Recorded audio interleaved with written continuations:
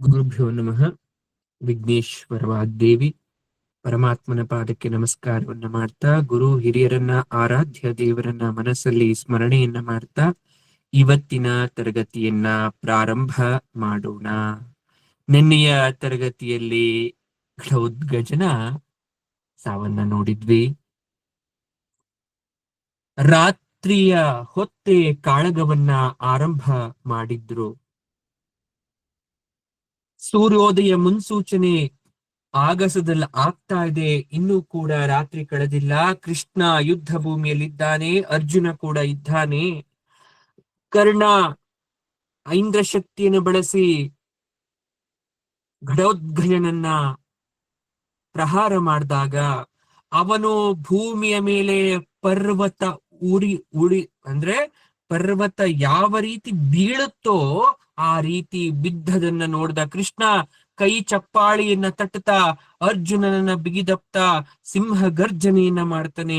ರಥದಿಂದಿಳಿದು ಬಹಳ ಸಂತೋಷ ಪಟ್ಟು ನಗಕ್ಕಾರಂಭಿಸ್ತಾ ಇದ್ದಾನೆ ಕೃಷ್ಣ ಘಟೋದ್ಗಜ ಬಿದ್ದದನ್ನ ನೋಡಿ. ಅರ್ಜುನನಿಗೆ ಯಾಕೆ ಈ ರೀತಿ ವರ್ತಿಸ್ತಾ ಇದ್ದಾನೆ ಕೃಷ್ಣ ಅನ್ನೋದು ಅರ್ಥ ಆಗ್ತಾ ಇಲ್ಲ. ಮಾಧವ, ದುಃಖ ಪಡ್ಬೇಕಾದಂತ ವಿಚಾರ, ಆದ್ರೆ ನೀನ್ ನಗ್ತಾ ಇದ್ಯಲ್ಲ, ಯಾವ ಕಾರಣದಿಂದ ಈ ರೀತಿ ನೀನ್ ನಗ್ತಾ ಇದ್ಯ ಹೇಳ್ತ್ಯಾ ಅಂತ ಕೇಳಿದಾಗ ಕೃಷ್ಣ ಹೇಳ್ತಾನೆ, ಮೂರ್ಖನಾದ ಕರ್ಣ ಅವನಿಗೆ ಅಮೋಘವಾದಂತ ಇಂದ್ರ ಶಕ್ತಾಯುಧವನ್ನ ಕೊಟ್ಟಿದ್ದ. ಅದನ್ನ ಅರ್ಜುನನ ವಧೆಗೆ ಅಂತ ಇಟ್ಕೊಂಡಿದ್ದ. ಆದ್ರೆ ಅದನ್ನ ಘಟೋದ್ಗಜನ ಮೇಲೆ ಬಳಸ್ಬಿಟ್ಟು ಅಪವ್ಯಯ ಮಾಡ್ಕೊಂಡ್ಬಿಟ್ನಲ್ಲ. ಎಂತಹ ದಡ್ಡ, ಅವನ ಅವಿವೇಕತನಕ್ಕೆ ನನಗೆ ನಗು ಬಂತು. ಘಟೋದ್ಗಜ ಸತ್ತಿದ್ದಕ್ಕೆ ನಾನು ನಗ್ಲಿಲ್ಲ. ಕರ್ಣನಲ್ಲಿ ಎಂತೆಂತಹ ದೈವಿ ಶಕ್ತಿ ಇತ್ತು. ಯಾಕೆ ಘಟೋದ್ಗಜನನ್ನ ಬೇರೆ ಅಸ್ತ್ರದಿಂದ ಸೋಲ್ಸಕ್ ಆಗ್ತಿರ್ಲಿಲ್ವ ಕರ್ಣನಿಗೆ? ಒಡನೆಯೇ ಶರೀರದಲ್ಲಿ ಮೂಡಿ ಬಂದಂತಹ ಕವಚ ಇತ್ತು. ಅದು ಉಳಿದಿದ್ರೆ ಯಾರು ಅವನನ್ನ ಯುದ್ಧದಲ್ಲಿ ಸೋಲ್ಸಕ್ ಆಗ್ತಾನೆ ಇರ್ಲಿಲ್ಲ, ಕೊಲ್ಲಕ್ ಆಗ್ತಾ ಇರ್ಲಿಲ್ಲ. ಕರ್ಣಕುಂಡಲ ಎಲ್ಲ ಇತ್ತು ಸಾಮಾನ್ಯವಾಗಿ ಅವನಿಗೆ. ಅವನು ಇಂದ್ರನ ದಾನ ಕೊಟ್ಟ. ಇಂದ್ರ ಕೊಟ್ಟಂತಹ ಇಂದ್ರ ಶಕ್ತಿಯನ್ನ ವ್ಯರ್ಥ ಮಾಡಿಕೊಂಡ. ಈಗ ಅವನು ಎಲ್ಲವನ್ನು ಕಳೆದುಕೊಂಡು ಕೇವಲ ಮಾನವ ವೀರನಾಗಿ ಉಳ್ಕೊಂಡ್ಬಿಟ್ಟ. ಅವನಲ್ಲಿ ದೈವಾಂಶ ಶಕ್ತಿ ಹೊರಟೋಯ್ತು. ಅವನೇ ಕವಚವನ್ನ ಕತ್ತರಿಸ್ಕೊಟ್ಟು ವೈಕರ್ತನ ಅಂತ ಅನ್ನಿಸ್ಕೊಂಡ. ದಾನಶೂರನಾಗಿ ವೃಷ ಅಂತ ಕರೆಸ್ಕೊಂಡ. ನೋಡು, ಒಬ್ಬ ದೈವ ಭಕ್ತ, ಸತ್ಯವಾದಿ, ತಪಸ್ವಿ, ವ್ರತಬದ್ಧ, ಶತ್ರುಗಳಲ್ಲೂ ದಯಾವಂತನಾಗಿರ್ತಕ್ಕಂಥವನು ವೃಷ ಅಂತ ಅನ್ನಿಸ್ಕೊಂತಾನೆ. ಆದ್ರೆ ಒಬ್ಬ ಸಾಮಾನ್ಯ ಮಾನವ ಈ ರೀತಿ ಅನ್ನಿಸ್ಕೊಳಕ್ ಸಾಧ್ಯ ಇಲ್ಲ. ಅರ್ಜುನ, ಈಗ ಈ ಘಟೋತ್ಕಚನು ಅತ್ತ ಅಲಾಯುಧನು ಇಲ್ಲವಾಗಿ ನೀನು ಸುರಕ್ಷಿತನಾದೆ. ಏನಾದ್ರೂ ಇಲ್ಲ ಅಂತಿದ್ರೆ ನಿನ್ಗೆ ಅಪಾಯ ತಪ್ತಾ ಇರ್ಲಿಲ್ಲ. ಕುತೂಹಲ ಆಗೋಯ್ತು ಅರ್ಜುನನಿಗೆ. ಅಲಾಯುಧ ಅಂದ್ರೆ ಯಾರು? ಜರಾಸಂಧ. ಅಲ್ಲಪ್ಪ, ಜರಾಸಂಧನಿಗೂ ನನಗೂ ಏನ್ ಸಂಬಂಧ? ಯಾಕೆ ಈ ರೀತಿ ಕೃಷ್ಣ ಮಾತಾಡ್ತಾ ಇದ್ದಾನೆ? ಹೋಗ್ಲಿ, ಘಟೋದ್ಗಜ ಸತ್ತಿದ್ದು ನನ್ನ ಹಿತ ಅಂತ ಬೇರೆ ಕರೀತಾ ಇದ್ದಾನೆ. ಆಗ ಕೃಷ್ಣ ಹೇಳ್ತಾನೆ, ನೋಡಪ್ಪ, ಅವರವರ ಸಂದರ್ಭದಲ್ಲಿ ಅವ್ರೇನಾದ್ರೂ ಸಾಯ್ದೆ ಇದ್ದಿದ್ರೆ ಅವರೆಲ್ಲ ದುರ್ಯೋಧನನ ಜೊತೆ ಸೇರಿಸ್ಕೊಂಡು ಭಯಂಕರವಾಗಿ ಬಂದು ನಿನ್ನ ಮುಂದೆ ನಿಂತ್ಕೊಂಡು ಗಂಡಾಂತರ ಆಗ್ತಾ ಇದ್ರು. ಅವರಿಗೆಲ್ಲ ನಿನ್ನ ಮೇಲೆ ನಿತ್ಯ ದ್ವೇಷ ಇತ್ತು. ಖಂಡಿತವಾಗ್ಲೂ ಕೌರವರ ಪಾಳಯಕ್ಕೆ ಸೇರ್ತಾ ಇದ್ರು. ಅರ್ಥ ಮಾಡ್ಕೋ, ಅವ್ರು ಯಾರು ಇವಾಗ ಇಲ್ಲ ನಿನಗೆ. ಹೌದಾ ಕೃಷ್ಣ? ಹಾಗಾದ್ರೆ ಜರಾಸಂಧನ ಬಗ್ಗೆ ತಿಳಿಯಿರ್ತಕ್ಕಂಥ ವಿಚಾರ ಯಾವುದು? ನೋಡಪ್ಪ, ನಾವು ದ್ವಾರಕೆಗೆ ಬರ್ತಕ್ಕಂಥ ಮೊದಲು ಒಂದು ಸಲ ಯುದ್ಧದಲ್ಲಿ ನನ್ನ ಅಣ್ಣ ಬಲರಾಮನ್ ಜೊತೆ ಸೆಣಸ್ತಾ ಜರಾಸಂಧ ನಮ್ಮನ್ನ ಕೊಲ್ಲಿಕ್ಕೆ ಒಂದು ಭಯಂಕರ ಗದೆಯನ್ನ ಎಸ್ತ. ಅದು ಆಕಾಶವನ್ನೇ ಸೀಳ್ತಾ ಹಾರಿ ಬಂತು ನಮ್ ಕಡೆಗೆ. ನಾನೇನ್ ಮಾಡಿದೆ, ಅದಕ್ಕೆ ತಕ್ಕ ಪ್ರತ್ಯಸ್ತ್ರವನ್ನ ಸ್ಥೂಣಾಕರ್ಣ ಅಂತಕ್ಕಂಥ ಕುಬೇರ ಕೊಟ್ಟಂತದ್ದು ನನ್ನ ಹತ್ರ ಇತ್ತು. ಅದನ್ನ ಎಸ್ತೆ. ನಿಷ್ಕ್ರಿಯವಾದಂತ ಜರಾಸಂಧನ ಗದೆ ಭಯಂಕರವಾಗಿ ಭೂಮಿ ಮೇಲೆ ಅಪ್ಪಳಿಸ್ತು. ಅಲ್ಲಿದ್ದ ಜರೆ ಅಂತಕ್ಕಂಥ ರಾಕ್ಷಸಿಯನ್ನ, ಅವಳ ಕುಟುಂಬವನ್ನ ಕೊಂದು ಹಾಕ್ಬಿಡ್ತು. ಜರೆ ಕತೆ ಗೊತ್ತಲ್ವಾ? 2 ಹೋಳಾಗಿ ಹುಟ್ಟಿದ ಜರಾಸಂಧನಿಗೆ ಪ್ರಾಣ ಕೊಟ್ಟು ಬದುಕಿಸ್ತವಳು. ಅವಳ ಹೆಸರು ಇವನಿಗೂ ಬಂತು. ಹೀಗೆ ಜರಾಸಂಧನ ಅಮೂಲ್ಯ ಶಕ್ತಿ ಒಂದು ಹಾಳಾಗೋಗಿತ್ತು. ಜರೆಯೂ ಕೂಡ ಸತ್ತೋಗಿದ್ಲು. ಹಾಗಾಗಿ ಭೀಮ ಅವನನ್ನ ಕೊಲ್ಲೋದು ಮುಂದೆ ಉಪಾಯ ಆಯ್ತು. ಅವನತ್ರ ಏನಾದ್ರೂ ಆ ಗದೆ ಇದ್ದಿದ್ರೆ ಯಾರೂ ಕೂಡ ಅವನನ್ನು ಎದುರಿಸ್ಲಿಕ್ಕೆ ಸಾಧ್ಯ ಆಗ್ತಿರ್ಲಿಲ್ಲ. ಕೃಷ್ಣ ಹೇಳ್ತಾನೆ ಮುಸಿನಗ್ತಾ, ಏಕಲವ್ಯಂದು ಕತೆ ಗೊತ್ತಾ? ಕೌರವ ಪಕ್ಷ ಸೇರ್ತಾ ಇದ್ದ ಏಕಲವ್ಯ ಇದ್ದಿದ್ರೆ, ದ್ರೋಣ ಅವನನ್ನ ಹೆಬ್ಬೆರಳಿನೊಡನೆ ಬಿಟ್ಟಿದ್ರೆ ನೀನ್ ಉಳಿತಾ ಇದ್ದ? ದ್ರೋಣ ಗುರುದಕ್ಷಿಣೆಯಾಗಿ ಅವನ ಹೆಬ್ಬೆರಳನ್ನ ಕೇಳದೆ ಇದ್ದಿದ್ರೆ, ಕೌರವರ ಕಡೆ ಸೇರ್ಕೊಂಡ್ಬಿಟ್ಟಿದ್ರೆ ಯಾವ ಅನರ್ಥ ಆಗ್ತಾ ಇತ್ತು? ಶಿಶುಪಾಲನು ಅಷ್ಟೇ, ಅವನನ್ನು ಕೊಂದೇ ಇದ್ದಿದ್ರೆ ದುರ್ಯೋಧನನ ಪಕ್ಷ ಸೇರ್ತಾ ಇದ್ದ. ಹೀಗೆ ನಮ್ಮ ಎಲ್ಲ ದ್ವೇಷಿಗಳು ಕೂಡ ಕಾಲಾನುಕ್ರಮಕ್ಕೆ ಸಾಯ್ತಾ ಬಂದ್ರು. ಹಾಗಾದ್ರೆ ಘಟೋತ್ಕಚನಲ್ಲಿ ಏನ್ ದೋಷ ಇತ್ತು ಅಂತ ಅವನ್ ಸತ್ತ ಕೃಷ್ಣ? ನೋಡಪ್ಪ, ಘಟೋತ್ಕಚ ಬ್ರಾಹ್ಮಣ ದ್ವೇಷಿ, ಯಜ್ಞ ದ್ವೇಷಿ, ಲೋಕ ಧರ್ಮವನ್ನ ಹಾಳು ಮಾಡಿದವನು, ಮಹಾಪಾಪಿ. ಇವನನ್ನ ನಾನೇ ಕೊಲ್ತಕ್ಕಂತ ಪ್ರಸಂಗ ಬಂತು, ಆದ್ರೆ ಕೊಲ್ಲಿರ್ಲಿಲ್ಲ. ಅಭಿಮನ್ಯುನು ಇವನನ್ನು ಒಂದೇ ಸಮನಾಗಿ ಕಾಣಬೇಡ. ಕರ್ಣ ಏನಾದ್ರೂ ಇವನನ್ನ ಕೊಂದೆ ಇದ್ದಿದ್ರೆ ನಾನೇ ಕೊಂದೇ ಕೊಲ್ತಿದ್ದೆ ಇವನನ್ನ. ಹಾಗಾಗಿ ಕರ್ಣನ್ ಕೈಲಿ ಕೊಲ್ಸ್ತೆ ನಾನು. ಇದರಿಂದ 2 ಪ್ರಯೋಜನ ಆಯ್ತು. ಕರ್ಣನ ಇಂದ್ರಶಕ್ತಿ ನಾಶ ಆಯ್ತು, 2ನೇದು ಅಧರ್ಮೀಯ ವಧೆ ಆಯ್ತು. ಕೃಷ್ಣ ಮಾಯೆಯನ್ನ ಅರ್ಥ ಮಾಡ್ಕೊಂಡಂತಹ ಅರ್ಜುನ ನಮಸ್ಕಾರವನ್ನ ಮಾಡ್ದ. ಆದ್ರೆ ಧರ್ಮಪುತ್ರನಿಗೆ ಘಟೋತ್ಕಚನ ಮರಣ ವಾರ್ತೆ ಬಹಳ ಆಘಾತ ಆಯ್ತು. ಆಗ ಕೃಷ್ಣ ಬಂದು ಸಮಾಧಾನವನ್ನ ಹೇಳ್ದ. ಮುಂದೆ ಏನಾಗ್ತಾ ಇದೆ? 15ನೆಯ ದಿನದ ಯುದ್ಧಕ್ಕೆ ಕಾಲಿಡುವ ಸಂದರ್ಭ ಬಂದೇ ಬಿಡ್ತು. ವಿರಾಟ, ಪಂಚಲ, ದೃಪದರ ಮರಣ, ದ್ರೋಣವಧೆ ಆಗ್ತಕ್ಕಂಥ ಸನ್ನಿವೇಶ. ಅವತ್ತು ಯಾರ್ ಸಾಯ್ತಾರೋ, ಯಾರು ಬದುಕ್ತಾರೋ ಅಂತಕ್ಕಂಥ ಕುತೂಹಲ ಎಲ್ರಿಗೂ ಇದೆ. ಸೂರ್ಯೋದಯ ಆಯ್ತು. ಎಲ್ಲರೂ ತಮ್ಮ ತಮ್ಮ ಅಹ್ನಿಕವನ್ನ ಮುಗಿಸಿ ರಥವನ್ನ ಏರಿದ್ದಾರೆ. ದ್ರೋಣ ಕೂಡ ಒಂದು ಇಡೀ ಹಗಲು ರಾತ್ರಿ ಯುದ್ಧ ಮಾಡಿ ದಣಿದಿದ್ರು ಕೂಡ ದ್ರೋಣ ಮಾತ್ರ ಬಹಳ ಗಟ್ಟಿಯಾಗಿದ್ದ. ಅವತ್ತು ಯುದ್ಧ ಪ್ರಾರಂಭ ಮಾಡಕ್ಕೂ ಮೊದಲು ಅವನ ಎಡಗಣ್ಣು, ಎಡಭುಜ ಅದರುತ್ತಾ ಇದೆ. ಆಯಾಸದಿಂದ ದ್ರೋಣ ಬೇಸರ ಆಗದೆ ಇದ್ರು ಕೂಡ ಅಶುಭ ಸೂಚನೆಯಿಂದ ಬೇಸರ ಆಯ್ತು ದ್ರೋಣನಿಗೆ. ಏನಪ್ಪಾ, ಎಡಗಣ್ಣು ಅದರುತ್ತಾ ಇದೆ. ಸ್ವಲ್ಪ ಮುಂದಕ್ಕೆ ಹೋಗ್ತಾನೆ, ರಥದ ಚಕ್ರ ಮುರಿಯುತ್ತೆ. ಕಡೆಗೆ ಬೇರೆ ರಥವನ್ನ ಹತ್ತುತ್ತಾನೆ. ಸಾರಥಿಗೆ ದಣಿವಾಗಿದ್ರು ಕೂಡ ಮುಂದೆ ಸಾಗಿಸ್ತಾ ಇದ್ದಾನೆ. ದ್ರೋಣರು ಕೇಳ್ತಾ ಇದ್ದಾರೆ, ಏನಯ್ಯ ಸಾರಥಿ, ನಿನಗೆ ದಣಿವಾಗಿದ್ರೆ ಬೇರೆಯವ್ರನ್ನ ಕರೆಸ್ಕೊಳ್ಳ. ಗುರುಗಳೇ, ತಮಗಾಗದ ದಣಿವು ನನಗ. ನಿಮ್ಮ ಸೇವಕನಾಗಿ ರಥಸಾರಥಿಯಾಗಿ ಸಿಕ್ಕಿರೋದೇ ನನ್ನ ಪುಣ್ಯ ಅಂತ ರಥ ಓಡಿಸ್ಲಿಕ್ಕೆ ಶುರು ಮಾಡ್ದ. ದ್ರೋಣ ರಥ ಮುಂದೆ ಹೋಗ್ತಾ ಇದ್ದಾಗೆ ವಿರಾಟ ಎದುರುಗೊಂಡ. ದೃಪದನನ್ನ ಕಂಡೊಡನೆ ಹಳೆಯ ವೈರವೆಲ್ಲ ದ್ರೋಣಗೆ ಮರುಕಳಿಸ್ತು. ಇಬ್ಬರ ಮೇಲೂ ತೀಕ್ಷ್ಣವಾದ ಈಟೆಗಳನ್ನ ದ್ರೋಣ ಎಸಿತಾನೆ. ವಿರಾಟ 10 ಬಾಣಗಳನ್ನ ದ್ರೋಣನ ಮೇಲೆ ಪ್ರಯೋಗ ಮಾಡ್ತಾನೆ. ದೃಪದನ ಬಳಿ ಪ್ರಬಲವಾದ ಒಂದು ಸ್ವರ್ಣಭೂಷಿತವಾದ ಕಬ್ಬಿಣದ ಶಕ್ತಾಯುಧ ಇತ್ತು. ಅದನ್ನ ದ್ರೋಣನ ಮೇಲೆ ಬೀಸ್ದಾಗ ದ್ರೋಣನು ಕೂಡ ಪ್ರಳಯ ರುದ್ರನಂತೆ ಎಸಿತಾ ಇರ್ತಾನೆ. ಆದ್ರೆ ಇಷ್ಟರಲ್ಲೇ ದುಷ್ಟದ್ಯುಮ್ನ ಧಾವಿಸ್ತಾ ಇದ್ದಾನೆ ದ್ರೋಣರ ಬಳಿಗೆ. ಕೇಕೆಯರು ಬರ್ತಾ ಇದ್ದಾರೆ. ದೃಪದನ 3 ಮೊಮ್ಮಕ್ಕಳು ಬರ್ತಾ ಇದ್ದಾರೆ. ಆದ್ರೆ ಆ ಮೊಮ್ಮಕ್ಕಳನ್ನ ದ್ರೋಣಾಚಾರ್ಯರು ಸಾಯಿಸ್ಬಿಟ್ರು. ದ್ರೋಣನ ಪರಾಕ್ರಮ ಕಂಡು ದುರ್ಯೋಧನನಿಗೆ ಅಭಿಮಾನ, ಸಂತೋಷ ಆಗ್ತಾ ಇದೆ. ಪಾಂಡವರನ್ನ ನಿರ್ಮೂಲನೆ ಆಗೋದು ನೋಡಿ ಖುಷಿ ಪಡ್ತಾ ಇದ್ದಾನೆ. ಆದ್ರೆ ದುಮ್ನ ಅವತ್ತು ಹೇಗಾದ್ರೂ ಮಾಡಿ ದ್ರೋಣನನ್ನ ಸಾಯಿಸ್ಬೇಕು ಅಂತಕ್ಕಂಥ ಸಂಕಲ್ಪವನ್ನ ಮಾಡ್ಕೊಂಡಿದ್ದ. ಏನಾಗ್ತಾ ಇದೆ? ಕೃಷ್ಣ ಇದನ್ನ ಗಮನಿಸಿ ಅರ್ಜುನನಿಗೆ ಹೇಳ್ತಾ ಇದ್ದಾನೆ, ಅಯ್ಯ, ದ್ರೋಣನ ಕೈಲಿ ಬಿಲ್ಲಿರುವ ತನಕ ಯಾರೂ ಅವನನ್ನ ಏನೂ ಮಾಡ್ಲಿಕ್ಕಾಗಲ್ಲ.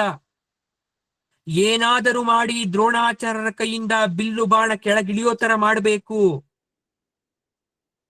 ಧರ್ಮ ಅಂತ ಹೇಳ್ತಾ ಅಪ್ರಸಕ್ತವಾದದನ್ನ ನೀನು ಮಾಡ್ಲೇಬೇಕು. ಅಭಿಮನ್ಯುವನ್ನ ಯಾವ ರೀತಿ ಕೊಂದು ಹಾಕಿದ್ರು ಅದನ್ನ ನೆನಪು ಮಾಡ್ಕೊಂಡಾದ್ರೂ ಅವರನ್ನ ಸಾಯಿಸ್ಬೇಕು ಅಂತ ಹೇಳಿದ್ರು. ಇಷ್ಟೊತ್ತಿಗಾಗಲೇ ಅರ್ಜುನ ಅದನ್ನ ವಿರೋಧ ಮಾಡ್ಲಿಕ್ಕೆ ಪ್ರಾರಂಭ ಮಾಡ್ದ. ಆಗೋದಿಲ್ಲ, ಅವರು ಆ ರೀತಿ ಅಧರ್ಮವನ್ನ ಅನುಸರಿಸಿದ್ರು ಅಂತ ನಾವು ಆ ರೀತಿ ಮಾಡಕ್ಕಾಗಲ್ಲ. ಆಗ ಎಲ್ಲರೂ ಕೂಡ ಧರ್ಮಜನ ಕಡೆ ನೋಡ್ತಾ ಇದ್ದಾರೆ. ಧರ್ಮಜ, ನೀನು ಇಂದು ಒಂದು ಸುಳ್ಳು ಹೇಳಿ ಆದರೂ ಕೂಡ ಅವರ ಕೈಯಲ್ಲಿರ್ತಕ್ಕಂಥ ಬಿಲ್ಲು ಬಾಣವನ್ನ ಶಸ್ತ್ರ ತ್ಯಾಗ ಮಾಡೋ ರೀತಿ ಮಾಡಬೇಕು. ಅದಕ್ಕೆ ಒಪ್ಪುತ್ತಾ ಇಲ್ಲ. ಆಗ ಭೀಮ ಒಂದು ಉಪಾಯವನ್ನ ಮಾಡ್ತಾನೆ. ಮಾಲವ ದೊರೆ ಇಂದ್ರವರ್ಮನ ಮೇಲೇರಿ ಹೋಗಿ ಅವನನ್ನ ಕೊಂದು ಹಾಕದು. ಆ ಮಾಲವ ದೊರೆಯಾದಂತಹ ಇಂದ್ರವರ್ಮನ ಆನೆ ಹೆಸರು ಅಶ್ವತ್ಥಾಮ. ಅದನ್ನ ಕೊಂದು ಹಾಕಿ ದ್ರೋಣನ ಕಿವಿ ಕೇಳಿಸೋ ರೀತಿ ಇದೋ ಅಶ್ವತ್ಥಾಮ ಸತ್ತ ಅಂತ ಹೇಳೋದು. ಮೊದಲು ಹೇಳ್ತಕ್ಕಂತ ಮಾತನ್ನ ನುಂಗೋದು, ಆಮೇಲೆ ಎರಡೇ ಮಾತನ್ನ ಜೋರಾಗಿ ಹೇಳೋದು. ಈ ರೀತಿ ಮಾಡೋಣ ಅಂತ ಅನ್ಸಿ ಭೀಮ ಏನ್ ಮಾಡ್ತಾನೆ, ಹೋಗಿ ಆನೆಯನ್ನ ಸಾಯಿಸ್ಬಿಟ್ಟು 3 ಬಾರಿ ಅಶ್ವತ್ಥಾಮ ಸತ್ತ ಅಂತ ಹೇಳ್ತಾನೆ. ತನ್ನ ಶಂಖವನ್ನ ಊದ್ತಾನೆ ಗಟ್ಟಿಯಾಗಿ. ದ್ರೋಣ ಈ ಮಾತನ್ನ ಕೇಳಿಸ್ಕೊಂಡು ಭೀಮನ ಕಡೆ ನೋಡ್ತಾನೆ. ಅವನ ಮನಸ್ಸು ಹೇಳುತ್ತೆ ಇದು ಸುಳ್ಳು ಅಂತ. ಆಗ ದ್ರೋಣ ಭೀಮನ ಮುಖವನ್ನ ದಿಟ್ಟಿಸಿ ನೋಡಿ ಹೇಳ್ತಾನೆ, ನನ್ನ ಮಗ ಸಾಯಲಾರ ಅಂತ. ಒಂದು ಕ್ಷಣ ದ್ರೋಣನಿಗೆ ಕಣ್ಣು ಕತ್ತಲೆಯಾದಂತಾಯ್ತು. ಆದ್ರೂ ಬತ್ತಳಿಕೆಯಿಂದ ಬ್ರಹ್ಮಾಸ್ತ್ರವನ್ನ ಹೊರಗಡೆ ತೆಗಿತಾನೆ. ಇಲ್ಲಿ ತನಕ ದ್ರೋಣಾಚಾರ್ಯ ಅದನ್ನು ಉಪಯೋಗಿಸಿರಲಿಲ್ಲ. ಸರ್ವ ಪಾಂಚಾಲರನ್ನು ಕೊಲ್ಲುವ ಪ್ರತಿಜ್ಞೆ ಇತ್ತು. ಹಾಗಾಗಿ ಬಾಣವನ್ನ ಅಭಿಮಂತ್ರಿಸಿ ಬಿಟ್ಟು ಬಿಡ್ತಾನೆ. 500 ಮಾತ್ಸ್ಯ ವೀರರು, 6 ಸಹಸ್ರ ಪಾಂಚಾಲ ಯೋಧರು ಸತ್ತು ಬಿದ್ದು ಬಿಟ್ರು. ದ್ರೋಣಾಸ್ತ್ರದಿಂದ ಪಾಂಡವ ಸೇನೆ ಸುಡ್ಲಿಕ್ಕೆ ಪ್ರಾರಂಭ ಆಯ್ತು. ಆಕಾಶದಲ್ಲಿ ಋಷಿ ಮುನಿಗಳು ದ್ರೋಣನಿಗೆ ಕಾಣಿಸ್ಕೊಂತಾ ಇದ್ದಾರೆ. ವಿಶ್ವಾಮಿತ್ರ, ಜಮದಗ್ನಿ, ವಶಿಷ್ಠರು, ಕಶ್ಯಪಾದಿಗಳು ಕಾಣಿಸ್ಕೊಂಡು ದ್ರೋಣಾಚಾರ್ಯ ಹೇಳ್ತಾ ಇದ್ದಾರೆ, ದ್ರೋಣ ಏನು ಮಾಡ್ತಾ ಇದ್ದಿ ನೀನು? ಬ್ರಾಹ್ಮಣರಿಗೆ ಯುದ್ಧ ಒಳ್ಳೇದಾ? ಯುದ್ಧವೇ ಅಧರ್ಮದ ರೀತಿ ಹಿಡ್ದಂಗಾಗ್ಲಿಲ್ವಾ? ನೀನು ಸಾಯೋ ಸಮಯ ಬಂದಿದೆ. ಆಯುಧವನ್ನ ಕೆಳಗಡೆ ಇಟ್ಟುಬಿಡು. ವೇದಾಂಗಗಳನ್ನ ಅರ್ಥ ಮಾಡ್ಕೊಂಡವನು ನೀನು. ಯುದ್ಧಕ್ಕೆ ಬಂದಿದ್ದೇ ಮೊದಲನೆಯ ತಪ್ಪು. ಅನ್ಯಾಯ ಪಕ್ಷವನ್ನ ಹಿಡಿದಿದ್ದು 2ನೇ ತಪ್ಪು. ಈಗ ಅಧರ್ಮ ರೀತಿಯಲ್ಲಿ ಯುದ್ಧ ಮಾಡ್ತಾ ಇರೋದು 3ನೇ ತಪ್ಪು. ಯಾರ ಪಾಪಕ್ಕೆ ಯಾರಿಗೆ ಶಿಕ್ಷೆ ಕೊಡ್ತಾ ಇದ್ಯಾ? ಬ್ರಹ್ಮಾಸ್ತ್ರವನ್ನ ಊಡ್ತಕ್ಕಂಥ ಅವಶ್ಯಕತೆ ಏನಿತ್ತು? ನಿಲ್ಲಿಸ್ಬಿಡು ಅಂತ ಎಲ್ಲಾ ಮುನಿಗಳು ಹೇಳಿದ್ರು. ಆ ಗಂಡ ತಕ್ಷಣ ದ್ರೋಣಾಚಾರ್ಯರು ಯುದ್ಧ ಭೂಮಿಯ ಕಡೆ ನೋಡ್ತಾರೆ. ಎಲ್ಲ ಕಡೆ ನಿರಪರಾಧಿಗಳೇ ಕಾಣಿಸ್ತಾ ಇದ್ದಾರೆ. ಅಸ್ತ್ರ ಪ್ರಯೋಗ ತಿಳಿದವರಿದ್ದಾರೆ. ವೈದ್ಯರು, ಯುದ್ಧ ಸಾಮಗ್ರಿ ಸರಬರಾಜು ಮಾಡ್ತಾ ಇರೋರು, ಪ್ರಾಣಿಗಳು ಎಲ್ಲರೂ ಸತ್ತು ಬಿದ್ದಿದ್ದಾರೆ. ದ್ರೋಣನಿಗೆ ನಾಚಿಕೆ ಆಯ್ತು. ಮತ್ತೊಂದು ಸಲ ಭೀಮಸೇನನ ಮುಖವನ್ನ ದಿಟ್ಟಿಸಿ ನೋಡ್ದ. ಅಶ್ವತ್ಥಾಮ ಸತ್ತಿದ್ರು ಇರಬಹುದು ಅಂತಕ್ಕಂಥ ಅನುಮಾನ ಬಂತು. ದುಷ್ಟ್ಯದ್ಯುಮ್ನನ ಮುಖವನ್ನ ಒಮ್ಮೆ ನೋಡ್ತಾನೆ. ಶಿಷ್ಯನ ಮುಂದೆ ತಾನು ಸಣ್ಣವನಾದಂತೆ ಭಾಸ ಆಯ್ತು. ಸರಿ, ಇವ್ರನ್ನ ಕೇಳಿದ್ರೆ ಪ್ರಯೋಜನ ಇಲ್ಲ, ನಾನು ಧರ್ಮರಾಜನನ್ನೇ ಕೇಳ್ತೀನಿ ಅಂತ ಹೋಗಿ ಧರ್ಮರಾಜನನ್ನ ಕೇಳ್ತಾ ಇದ್ದಾನೆ. ಅಶ್ವತ್ಥಾಮ ಸತ್ತ ಅಂತಕ್ಕಂಥ ವಾರ್ತೆ ನಿಜನ ಅಂತ. ಯಾವಾಗ ಧರ್ಮಜನನ್ನ ದ್ರೋಣಾಚಾರ್ಯರು ಕೇಳ್ಬಿಟ್ಟು ಕೃಷ್ಣನಿಗೆ ಆತಂಕ ಆಯ್ತು. ಇವನೆಲ್ಲಿ ನಮ್ಮ ತಂತ್ರವನ್ನ ಕೆಡಿಸ್ಬಿಡ್ತಾನೋ, ಇಲ್ಲ ಅಂತ ಎಲ್ಲಿ ಹೇಳ್ತಾನೋ ಅಂತ. ಏನಾದ್ರೂ ಇನ್ನು ಅರ್ಧ ದಿನ ದ್ರೋಣಾಚಾರ್ಯರನ್ನ ಬದುಕ್ಲಿಕ್ಕೆ ಬಿಟ್ರೆ ಪಾಂಡವರ ಯಾವ ವೀರರು ಬದುಕಲ್ಲ ಅಂತ ಗೊತ್ತಿತ್ತು. ಭೀಮಾರ್ಜುನನ ಬಳಿ ಬಂದ. ಆಚಾರ್ಯ ಇನ್ನೂ ಸ್ವಲ್ಪ ದೂರದಲ್ಲಿ ಇದ್ರು. ಅಶ್ವತ್ಥಾಮನ ಮರಣಾನಂತರ ಇದು ಪಾಂಡವ ಸಮಾಲೋಚನಾ ಪ್ರಸಂಗ ಆಗಿತ್ತು. ಹೇಳ್ತಾ ಇದ್ದಾನೆ, ಅಣ್ಣ ಅಶ್ವತ್ಥಾಮ ಸತ್ತ ಅಂತ ಹೇಳು ಸಾಕು, ಮುಂದೇನು ಹೇಳ್ಬೇಡ. ನೋಡು, ದೂರದಲ್ಲಿ ಇಂದ್ರವರ್ಮನ ಆನೆಯನ್ನ ಕೊಂದಿದ್ದೀನಿ, ಅದರ ಹೆಸರು ಅಶ್ವತ್ಥಾಮ. ನಮ್ಮ ಸೈನ್ಯವನ್ನ ಉಳಿಸು ಹೇಗಾದ್ರೂ ಮಾಡಿ. ಕೃಷ್ಣ ಹೇಳ್ಕೊಡ್ತಾ ಇದ್ದಾನೆ, ಯುಧಿಷ್ಠಿರ, ಆಪತ್ಕಾಲದಲ್ಲಿ ಸುಳ್ಳು ಹೇಳೋದು ತಪ್ಪಲ್ಲ. ಸತ್ಯಕ್ಕಿಂತ ಸುಳ್ಳಿಗೆ ಮುಖ್ಯತೆ ಇರುತ್ತೆ. ಭೀಮ ಅಣ್ಣನ ಮುಖ ನೋಡ್ತಾನೆ. ಸುಳ್ಳು ಹೇಳಲಾರೆ ಅನ್ನೋ ರೀತಿಯಲ್ಲಿ ತಲೆ ತಗ್ಗಿಸಿ ನಿಂತಿದ್ದ. ಅಣ್ಣ, ನೀನೀಗ ಈ ಕೆಲಸ ಮಾಡದೆ ಹೋದರೆ ನಾವ್ಯಾರೂ ಬದುಕಲ್ಲ. ನಾವು ಬದುಕ್ಬೇಕು ಅಂದ್ರೆ ಇದನ್ನ ಮಾಡ್ಲೇಬೇಕು ಅಂತ ಭೀಮ ಒತ್ತಾಯಿಸ್ತಾನೆ. ಧರ್ಮರಾಜನ ಸ್ಥೈರ್ಯ ಕರಗುತ್ತೆ. ಕೃಷ್ಣನ ಮುಖವನ್ನ, ಭೀಮನನ್ನ ನೋಡ್ತಾನೆ. ದ್ರೋಣ ಜೋಲು ಹುಬ್ಬುಗಳಿಂದ ಧರ್ಮಜನ ಕಡೆ ನೋಡ್ತಾ ಇದ್ದಾನೆ. ಸೂರ್ಯ ನೆತ್ತಿ ಮೇಲ್ ಬಂದಿದ್ದ. ಧರ್ಮಜನಿಗೆ ಒಂದು ಕ್ಷಣ ಮೈ ಬೆವರ್ತು, ಗಂಟಲು ಕಟ್ತಾ ಇದೆ. ಆದ್ರೂ ಕೃಷ್ಣ ಭೀಮರನ್ನ ನೋಡ್ತಾ ಆತಂಕ ಒತ್ತಡಗಳನ್ನ ನಿರ್ಲಕ್ಷ್ಯ ಮಾಡಿ ಅಶ್ವತ್ಥಾಮ ಅತಃ ಅಂತ ಗಟ್ಟಿಯಾಗಿ ಹೇಳ್ತಾನೆ. ಹೇಳಿ ಅತಃ ಕುಂಜರಹ ಅಂತ ಪಿಸುಗುಟ್ಟು ಬಿಟ್ಟ. ಅಂದ್ರೆ ಅದೊಂದು ಆನೆ ಮಾತ್ರ ಅಂತ ಪಿಸುಗುಡ್ತಾ. ಧರ್ಮರಾಜನ ರಥ ಭೂಮಿಗಿಂತ 4 ಅಂಗುಲ ಎತ್ತರದಲ್ಲಿದ್ದಿದ್ದು. ಅವನು ಹಂಗಂದ ತಕ್ಷಣ ಕುಸಿದೋಯ್ತು ಕೆಳಗಡೆ. ಧರ್ಮರಾಜ ಒಂದು ರೀತಿಯಲ್ಲಿ ಸುಳ್ಳನ್ನು ಹೇಳಲಿಲ್ಲ, ಆದ್ರೆ ದ್ರೋಣನ ಮಟ್ಟಿಗೆ ಸುಳ್ಳಾಗಿ ಹೇಳ್ದ. ಹಾಗಾಗಿ ಅವನಿದ್ದ ರಥವೇ ಕುಸಿದಿತ್ತು. ಆ ಸುಳ್ಳು ಶಾಸ್ತ್ರ ಸಮ್ಮತ ಅಂತ ಕೃಷ್ಣ ಹೇಳಿದ ಮೇಲೆ ಒಂದು ಚೂರು ಧೈರ್ಯ ಬಂದಿತ್ತು. ಕೃಷ್ಣ ನೆಮ್ಮದಿಯ ನಿಟ್ಟುಸಿರನ್ನ ಬಿಟ್ಟ. ಭೀಮನ ಮುಖ ಅರಳಿತು. ಅರ್ಜುನನ ಮುಖದಲ್ಲಿ ಆದ್ರೂ ಯಾವುದೋ ರೀತಿಯ ತಿರಸ್ಕಾರ ಭಾವ. ಅದೇ ಕ್ಷಣ ದ್ರೋಣಾಚಾರ್ಯರು ತಮ್ಮ ಕೈಲಿದ್ದಂತಹ ಬಿಲ್ಲು ಬಾಣವನ್ನ ಕೆಳಗಡೆ ಬಿಟ್ಬಿಟ್ರು. ಆಚಾರ್ಯರು ನೆಲಕ್ಕೆ ಕುಸಿದ್ರು. ಮರುಕ್ಷಣ ರೋಷಾವೇಶದಿಂದ ಬಿಲ್ಲನ್ನೆತ್ತಿ ದುಷ್ಟದುಮ್ನನ ಮೇಲೇರಿ ಹೋದ. ಕೃಷ್ಣನಿಗೆ ಅಚ್ಚರಿ ಆಗ್ತಾ ಇದೆ. ಧರ್ಮರಾಜ ಸೇನೆಯನ್ನ ದುಷ್ಟದುಮ್ನನ ಸಹಾಯಕ್ಕೆ ಕಳಿಸ್ತಾ ಅವರೆಲ್ಲ ದ್ರೋಣನನ್ನ ಸುತ್ತುವರೆದು ನಿಂತ್ಕೊಂಡ್ರು. ದ್ರೋಣಾಚಾರ್ಯರು ಮತ್ತೊಮ್ಮೆ ಧರ್ಮಜನನ್ನ ನೋಡಿದ್ರು. ಆಗ ಭೂಮಿ ನಡುಗಕ್ಕೆ ಶುರುವಾಯಿತು. ಬಿರುಗಾಳಿಯೊಂದು ಬೀಸಿ ದ್ರೋಣನ ಆಯುಧಗಳು ಹತ್ತಿ ಉರಿಯೋ ರೀತಿ ಆದ್ವು. ರಥದ ಕುದುರೆಗಳು ಅಳಕ್ಕೆ ಪ್ರಾರಂಭ ಆಯ್ತು. ದ್ರೋಣನ ಮುಖದಲ್ಲಿ ತೇಜಸ್ಸು ಇಂಗೋಯ್ತು. ಆಕಾಶದ ಋಷಿಗಳು ಹೇಳಿದ್ರು, ದ್ರೋಣ ಬಿಲ್ಲನ ಕೆಳಗೆ ಹಾಕು, ಯುದ್ಧ ಸಾಕು ಅಂತ. ಆದ್ರೆ ದ್ರೋಣನಿಗೆ ಮನಸ್ಸಿಗೆ ನೆಮ್ಮದಿ ಇಲ್ಲ. ಆ ವೇಳೆಗಾಗಲೇ 20,000 ಯೋಧರನ್ನ, 10,000 ಆನೆ, ಲೆಕ್ಕವಿಲ್ಲದಷ್ಟು ಕಾಲಾಳು ಕುದುರೆ ಸವಾರರನ್ನ ಬ್ರಹ್ಮಾಸ್ತ್ರದಿಂದ ಕೊಂದು ಹಾಕ್ಬಿಟ್ಟಿದ್ದ. ದುಷ್ಟದುಮ್ನನಿಗೆ ರಥ ಆಯುಧಗಳು ಹಾಳಾಗಿದ್ದು, ಭೀಮ ಅವನ ನೆರವಿಗೆ ಬಂದಿದ್ದು ಅನುಕೂಲ ಆಯ್ತು. ದ್ರೋಣನ ಮೇಲೆ ಬಿದ್ದುಬಿಟ್ಟ. ಬಿದ್ದವನೇ ದ್ರೋಣರ ತಲೆಯನ್ನ ಕಡ್ದು ಬಿಟ್ಟ.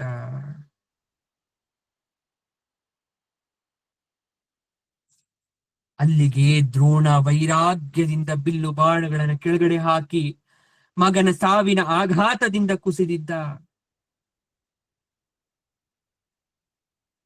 ಆ ಕ್ಷಣ ಮಹಾವಿಷ್ಣುವನ್ನ ಪ್ರಾರ್ಥಿಸ್ತಾ ದ್ರೋಣನ ಶಿಕೆಯನ್ನ, ಅಂದ್ರೆ ಜುಟ್ಟನ್ನ ಹಿಡಿದು ಕೊರಳ ಮೇಲೆ ಕತ್ತಿಯನ್ನ ಪ್ರಯೋಗಿಸಿ ದ್ರೋಣನ ತಲೆಯನ್ನ ತುಂಡರಿಸಿದ ದುಷ್ಟದ್ಯುಮ್ನ ಯೋಗ ಸಮಾಧಿಯಲ್ಲಿ ದ್ರೋಣ ಇದ್ದ. ಓಂಕಾರವನ್ನ ಜಪಿಸ್ತಾ ಶಾಂತಮುಖ ಮುದ್ರೆಯಿಂದ ಯೋಗಾಸನದಲ್ಲಿದ್ದು ಪ್ರಾಣ ಬಿಟ್ಟ ದ್ರೋಣಾಚಾರ್ಯ. ಯಾಕಂದ್ರೆ ಅವರು ದೀಕ್ಷಾ ಗುರುಗಳಾಗಿದ್ರು, ಯೋಗ ಸಮಾಧಿಯಲ್ಲಿದ್ರು. ಆದ್ರೆ ಅವರ ಶರೀರಕ್ಕೆ ಆ ಕ್ಷಣ ಅಗೌರವ ಆಯಿತು. ದ್ರೋಣ ಶರೀರದಿಂದ ಆತ್ಮಜ್ಯೋತಿ ಮೇಲೆದ್ದು ಇನ್ನೊಂದು ಸೂರ್ಯ ಆಕಾಶದಲ್ಲಿ ಹೋಗ್ತಾ ಇದ್ದಾನೆನ್ನೋ ರೀತಿ ಬೆಳಕು ಭಾಸ ಆಯಿತು. ಆದ್ರೆ ದ್ರೋಣರ ಕೊನೆಯ ಆತ್ಮವನ್ನ ಕಂಡದ್ದು ಮಾತ್ರ 5 ಜನ. ಸಂಜಯ, ಅರ್ಜುನ, ಕೃಪಾಚಾರ್ಯ, ಕೃಷ್ಣ, ಧರ್ಮರಾಜ, ಭೀಮಸೇನ, ಈ 5 ಜನರ ಕಣ್ಣಿಗೆ ಮಾತ್ರ ದ್ರೋಣಾಚಾರ್ಯರ ಆತ್ಮ ಕಾಣಿಸ್ಕೊಂಡಿತ್ತು. ದುಷ್ಟದುಮ್ನ ಬೆಪ್ಪಾಗಿ ನಿಂತು ಬಿಡ್ತಾನೆ. ಎಲ್ರು ಅವನನ್ನ ಬೈತಾ ಇದ್ದಾರೆ. 85 ವರ್ಷ ವಯಸ್ಸಿನ ಕಪ್ಪು ಬಣ್ಣದ ತೆಳುದೇಹದ ದ್ರೋಣ ಆವರೆಗೆ 16 ವರ್ಷದ ಬಾಲಕನಂತೆ ಹೋರಾಡಿದ್ರು. ಮಹಾಭಾರತ ಯುದ್ಧದಲ್ಲಿ ಇನ್ನೊಂದು ಪರ್ವ ಮುಗಿದೋಗಿತ್ತು. ಬೇರೆ ಕಡೆ ಯುದ್ಧ ಮಾಡ್ತಿದ್ದಂತ ಅಶ್ವತ್ಥಾಮ ತನ್ನ ತಂದೆಯ ಸಾವಿನ ಸುದ್ದಿಯನ್ನ ಕೇಳಿ ಕೋಪದಿಂದ, ರೋಷಾಗ್ನಿಯಿಂದ ಉಕ್ಕೇರಿದ್ದ. ವೇಗವಾಗಿ ದುರ್ಯೋಧನನ ಬಳಿಗೆ ಬಂದವನೇ, ಇದು ನಿಜವೇ, ನನ್ನ ತಂದೆ ಸತ್ತನೆ. ಧರ್ಮರಾಜ ಸುಳ್ಳನ್ನ ಹೇಳಿದನೆ. ದುಮ್ನ ನನ್ನ ತಂದೆಯ ಶಿಖಗೆ ಅಪಮಾನ ಮಾಡಿ ಯೋಗಾರೂಢನಾದಂತಹ ವ್ಯಕ್ತಿಯನ್ನ ಕೊಲ್ಲಬಾರ್ದು ಅಂತಕ್ಕಂಥ ನಿಯಮ ಇದ್ರೂ ಅವನನ್ನ ಕೊಂದನ ಅಂತ ಬಗೆಯಾಗಿ ಪ್ರಶ್ನೆ ಮಾಡ್ತಾ ಇದ್ರೆ ದುರ್ಯೋಧನ ದುಃಖದಿಂದ ಕಣ್ಣೀರನ್ನ ಹಾಕಿ ತಲೆ ತಗ್ಗಿಸಿ ನಿಂತಿದ್ದಾನೆ. ದುರ್ಯೋಧನ, ಏಕೆ ಹೇಳ್ತಾ ಇದ್ಯಾ? ಯಾಕೆ ಕರ್ಣ ಎಲ್ಲಿ ಕಾಣಿಸ್ತಾ ಇಲ್ಲ? ನಮ್ಮ ಸೈನ್ಯವೆಂಬ ಹಡಗು ಒಡೆದು ಹೋಯ್ತಾ ಅಂತ ಕೇಳ್ತಾ ಇದ್ದಾನೆ. ಆದ್ರೆ ಅವನ ಕಣ್ಣಲ್ಲಿ ನೀರು ಬರ್ತಾ ಇಲ್ಲ. ಅಗ್ನಿ ಪರ್ವತದಂತೆ ಕೋಪಗೊಂಡಿದ್ದಾನೆ. ದುರ್ಯೋಧನನಿಗೆ ಮಾತನಾಡಕ್ ಆಗದಿರೋಷ್ಟು ದುಃಖ. ಆಗ ಕೃಪಾಚಾರ್ಯರು ನಡೆದಂತ ಎಲ್ಲ ವಿಚಾರವನ್ನ ಅಶ್ವತ್ಥಾಮನಿಗೆ ಹೇಳಿದ್ರು. ಮಗು, ಹೌದಪ್ಪ, ಧರ್ಮರಾಜ ಸುಳ್ಳು ಹೇಳ್ದ, ಕೃಷ್ಣ ಅದಕ್ಕೆ ಪ್ರೇರೇಪಿಸ್ತಾ, ಭೀಮ ಬೈದ, ಋಷಿಗಳು ನಿನ್ನ ತಂದೆಗೆ ಯುದ್ಧ ಸನ್ಯಾಸ ಮಾಡೋ ರೀತಿ ಒತ್ತಾಯಿಸಿದ್ರು. ನಿನ್ನ ತಂದೆ ರಥದಲ್ಲಿಯೇ ಯೋಗ ರೂಢರಾದಾಗ ಕುಳಿತಿರ್ಬೇಕಾದ್ರೆ ದುಷ್ಟದುಮ್ನ ಬಂದು ಅವರ ಶಿಕೆಯನ್ನ ಜುಟ್ಟನ್ನ ಹಿಡಿದು ತಲೆಯನ್ನ ಕತ್ತರಿಸ್ಬಿಟ್ರು. ಆದ್ರೆ ನಿನ್ನಪ್ಪ ಪ್ರಾಣ ಬಿಟ್ಟ ವೇಳೆಗೆ ಪರಂಧಾಮ ಸೇರಿದ್ರು. ನಿನ್ನ ತಂದೆ ಹಾಗೆ ಯುದ್ಧ ಸನ್ಯಾಸವನ್ನ ಮಾಡದೆ ಇದ್ದಿದ್ರೆ ಯಾರೂ ಅವ್ರನ್ನ ಕೊಲ್ಲಕ್ ಸಾಧ್ಯ ಇರ್ತಿರ್ಲಿಲ್ಲ. ಧರ್ಮಜ ಸುಳ್ಳನ್ನ ಹೇಳಕ್ ಒಪ್ಪದೇ ಇದ್ದಾಗ ಭೀಮ ಮಾಲವ ದೊರೆಯ ಆನೆಯನ್ನ, ನಿನ್ನ ಹೆಸರಿನ ಇರ್ತಕ್ಕಂಥ ಆನೆ, ಅದನ್ನ ಕೊಂದು ಅದರ ಮರಣದ ನೆಪದಲ್ಲಿ ನಿನ್ನ ತಂದೆಗೆ ಗೊಂದಲ ಆಗೋ ರೀತಿ ಮಾಡಿ ಧರ್ಮರಾಜನಿಂದ ಸುಳ್ಳು ಹೇಳಿಸ್ಬಿಟ್ರು. ನಿನ್ನ ತಂದೆ ಅದನ್ನ ನಂಬಿಟ್ರು. ಅಶ್ವತ್ಥಾಮನ ಕೋಪ ಹೇಳತೀರಲಾರ್ದಿತ್ತು. ಮೋಸ, ವಂಚನೆ ಪಾಂಡವರಿಗೆ ತಕ್ಕದ್ದಲ್ಲ, ಅನ್ಯಾಯ ಮಾರ್ಗ. ನ್ಯಾಯ ಮಾರ್ಗದಲ್ಲಿ ತಂದೆ ಸತ್ತಿದ್ರೆ ನಾನು ಖುಷಿ ಪಡ್ತಿದ್ದೆ. ಜೀವಂತ ಬ್ರಾಹ್ಮಣನ ಕೇಶಗ್ರಹಣ ಅಂದ್ರೆ ಎಂತ ಅಪಮಾನ! ಬ್ರಾಹ್ಮಣ ಕುಲಕ್ಕೆ ಇದು ಅಪಮಾನ. ಅದು ಮಾತ್ರ ನನ್ನ ಮರ್ಮವನ್ನೇ ಕತ್ತರಿಸಿ ಕೊರಿತಾ ಇದೆ. ದುಮ್ನ ಇದರ ಫಲವನ್ನು ಅನುಭವಿಸ್ತಾನೆ, ಧರ್ಮರಾಜ ಕೂಡ ಅನುಭವಿಸ್ತಾನೆ. ಮಿಥ್ಯವಾದಿ, ಇಂದಿಗೆ ಅವನ ವ್ರತವೆಲ್ಲ ನಾಶ ಆಗೋಯ್ತು. ಸತ್ಯದ ಮೇಲೆ, ತಪಸ್ಸಿನ ಮೇಲೆ ಆಣೆ, ಪಾಂಡವ ವಂಶವನ್ನ ನಿರ್ನಾಮ ಮಾಡದೇ ಇದ್ರೆ ನಾನು ಅಶ್ವತ್ಥಾಮನಲ್ಲ. ನನಗೆ ಸದ್ಗತಿನೇ ಸಿಗದೆ ಅಂತ ಹೋಗ್ಲಿ, ಏನಾದ್ರೂ ನಾನು ಅವರ ವಂಶವನ್ನ ನಿರ್ನಾಮ ಮಾಡದೇ ಇದ್ರೆ ಪಾಂಚಾಲ ವಂಶವನ್ನ ನಿರ್ಮೂಲನೆ ಮಾಡ್ತೇನೆ. ಆಗ ನನಗೆ ಶಾಂತಿ. ನಾನು ಬದುಕಿದ್ದು ನನ್ನ ತಂದೆಯನ್ನ ರಕ್ಷಿಸಲಾಗದಷ್ಟು ಶೋಚನೀಯ. ನನ್ನ ಬಾಹುಗಳು, ಅಸ್ತ್ರ ಶಸ್ತ್ರಗಳು ವ್ಯರ್ಥ ಆಗೋಯ್ತು. ನಾನಿದ್ದೂ ನನ್ನ ತಂದೆಗೆ ಜುಟ್ಟು ಹಿಡಿದು ಎಳೆದು ಅಪಮಾನ ಆಗೋ ರೀತಿ ಆಯ್ತು. ಕಳಿಸ್ತೀನಿ, ಕೃಷ್ಣಾರ್ಜುನರಿಗೆ ಪಾಠವನ್ನ ಕಲಿಸ್ತೇನೆ ಅಂತ ಹೇಳಿ ತನ್ನಲ್ಲಿದ್ದಂತಹ ನಾರಾಯಣಸ್ತ್ರವನ್ನ ಹೊರಸೆಳಿತಾನೆ. ಹಿಂದೊಮ್ಮೆ ದ್ರೋಣಾಚಾರ್ಯ ತಪಸ್ಸಿನಲ್ಲಿರ್ಬೇಕಾದ್ರೆ ಶ್ರೀಮನ್ನಾರಾಯಣನ್ನ ಆರಾಧಿಸಿ ಸಮರ್ಪಿಸ್ತಕ್ಕಂತ ಅಸ್ತ್ರ ಅದು. ಭಗವಂತನೇ ಬಂದು ಕೇಳಿರ್ತಾನೆ ದ್ರೋಣಾಚಾರ್ಯರು ಏನು ಬೇಕು ಅಂತ. ಆಗ ಭಯಂಕರ ಅಸ್ತ್ರವನ್ನ ಕೊಡು ಅಂತ ಕೇಳಿರ್ತಾರೆ. ಆಗ ಒಂದು ಕಿವಿ ಮಾತನ್ನ ಹೇಳ್ಕೊಟ್ಟಿರ್ತಾರೆ, ಹಿಂದೆ ಮುಂದೆ ನೋಡದೆ ಪ್ರಯೋಗ ಮಾಡಬಾರ್ದು, ನಿನ್ನಿಂದ ಉಪದೇಶ ಪಡೆದ ಯಾರೇ ಆಗ್ಲಿ ಈ ನಿಯಮವನ್ನ ಪಾಲಿಸ್ಬೇಕು, ಇಲ್ವಾದ್ರೆ ಅವರು ಸಾಯ್ತಾರೆ ಅಂತ. ಈ ಅಸ್ತ್ರಕ್ಕೆ ಪ್ರತಿ ಅಸ್ತ್ರವೇ ಇಲ್ಲ. ಯಾರಾದ್ರೂ ಕೈ ಮುಗಿದು ಶರಣಾಗ್ಬಿಟ್ರೆ ಅಸ್ತ್ರ ಅವ್ರನ್ನ ಏನು ಮಾಡಲ್ಲ ಅಂತ ಎಚ್ಚರಿಕೆಯನ್ನ ಕೊಟ್ಟು ಭಗವಂತನೇ ಕೊಟ್ಟಿರ್ತಾನೆ. ಆಪತ್ಕಾಲದಲ್ಲಿ ಉಪಯೋಗಿಸುವಂತ ದ್ರೋಣಾಚಾರ್ಯರ ಮಗನಿಗೆ ಉಪದೇಶ ಕೊಟ್ಟಿರ್ತಾರೆ. ಅದನ್ನ ಈಗ ಅಶ್ವತ್ಥಾಮ ಹೊರಗಳಿತಾನೆ, ಶಂಖವನ್ನ ಊತ್ತಾನೆ, ಮಂತ್ರವನ್ನ ಜಪಿಸಿ ಪಾಂಡವರು ಸಾಯಲಿ, ಪಾಂಚಲರು ನಿರ್ನಾಮವಾಗಲಿ ಎನ್ನುತ್ತಾ ಬಿಟ್ಬಿಡ್ತಾನೆ. ಪಾಂಡವ ಸೇನೆ ತಾನೇ ದ್ರೋಣ ವಧೆಗಾಗಿ ಮರುಗ್ತಾ ಇರ್ಬೇಕಾದ್ರೆ ಕೌರವರ ಕೋಲಾಹಲ ಕೇಳಿ ಗಾಬರಿಗೊಂಡು ನೋಡ್ತಾರೆ. ಅಷ್ಟ್ರಲ್ಲಾಗ್ಲಿ ಧರ್ಮರಾಜ, ಅರ್ಜುನ ವಾಗ್ಯುದ್ಧ ಮಾಡ್ತಾ ಇದ್ದಾರೆ. ಅಣ್ಣ, ನೀನ್ ಸುಳ್ಳು ಹೇಳಬಾರ್ದಿತ್ತು ಅಂತ ಅರ್ಜುನ ಅಣ್ಣನನ್ನೇ ಬೈತಾ ಇದ್ದಾನೆ. ಎಷ್ಟಾದ್ರೂ ಗುರುಗಳು, ದುಷ್ಟದುಮ್ಮ ಪಶುವಿನಂತೆ ಗುರುವಧೆ ಮಾಡಬಾರ್ದಿತ್ತು. ಗುರುವಿಗೆ ಮಗನಲ್ಲಿ ಎಷ್ಟೊಂದು ಪ್ರೀತಿ, ಆದ್ರೆ ಅದನ್ನ ದುರುಪಯೋಗ ಪಡಿಬಾರ್ದಿತ್ತು. ಅಶ್ವತ್ಥಾಮ ಬಿಡ್ತಾನ, ಅನರ್ಥ ಮಾಡ್ಬಿಡ್ತಾನೆ. ಧರ್ಮಜ್ಞನಾದ ನೀನು ಯಾಕೆ ಅಧರ್ಮ ಮಾಡ್ದೆ? ಶ್ರೀರಾಮ ಮರದ ಹಿಂದ್ಗಡೆ ನಿಂತ್ಕೊಂಡು ವಾಲಿನ ಕೊಂದಂತಾಗ್ಲಿಲ್ವಾ? ಅಪಖ್ಯಾತಿ ಇಂದಿಗೂ ಉಳಿಲಿಲ್ವಾ? ಗುರುವು ನಿನ್ನಲ್ಲಿ ಎಂತ ನಂಬಿಕೆ ಇಟ್ಟಿದ್ರು, ನೀನೆಂದು ಸುಳ್ಳು ಆಡಲ್ಲ ಅಂತ ಅನ್ಕೊಂಡಿದ್ರು, ನೀನ್ ದ್ರೋಹ ಮಾಡ್ಬಿಟ್ಟೆ. ಸತ್ತದ್ದು ಆನೆ ಎಂದು ಕೊನೆಗೆ ನೀನ್ ಹೇಳಿದ್ರು ಕೂಡ ಸುಳ್ಳು ಅಂತ ಆಗ್ಲಿಲ್ವಾ? ಅದು ಅವನ ಮರಣಕ್ಕೆ ನೀನ್ ಕಾರಣನಾಗ್ಲಿಲ್ವಾ?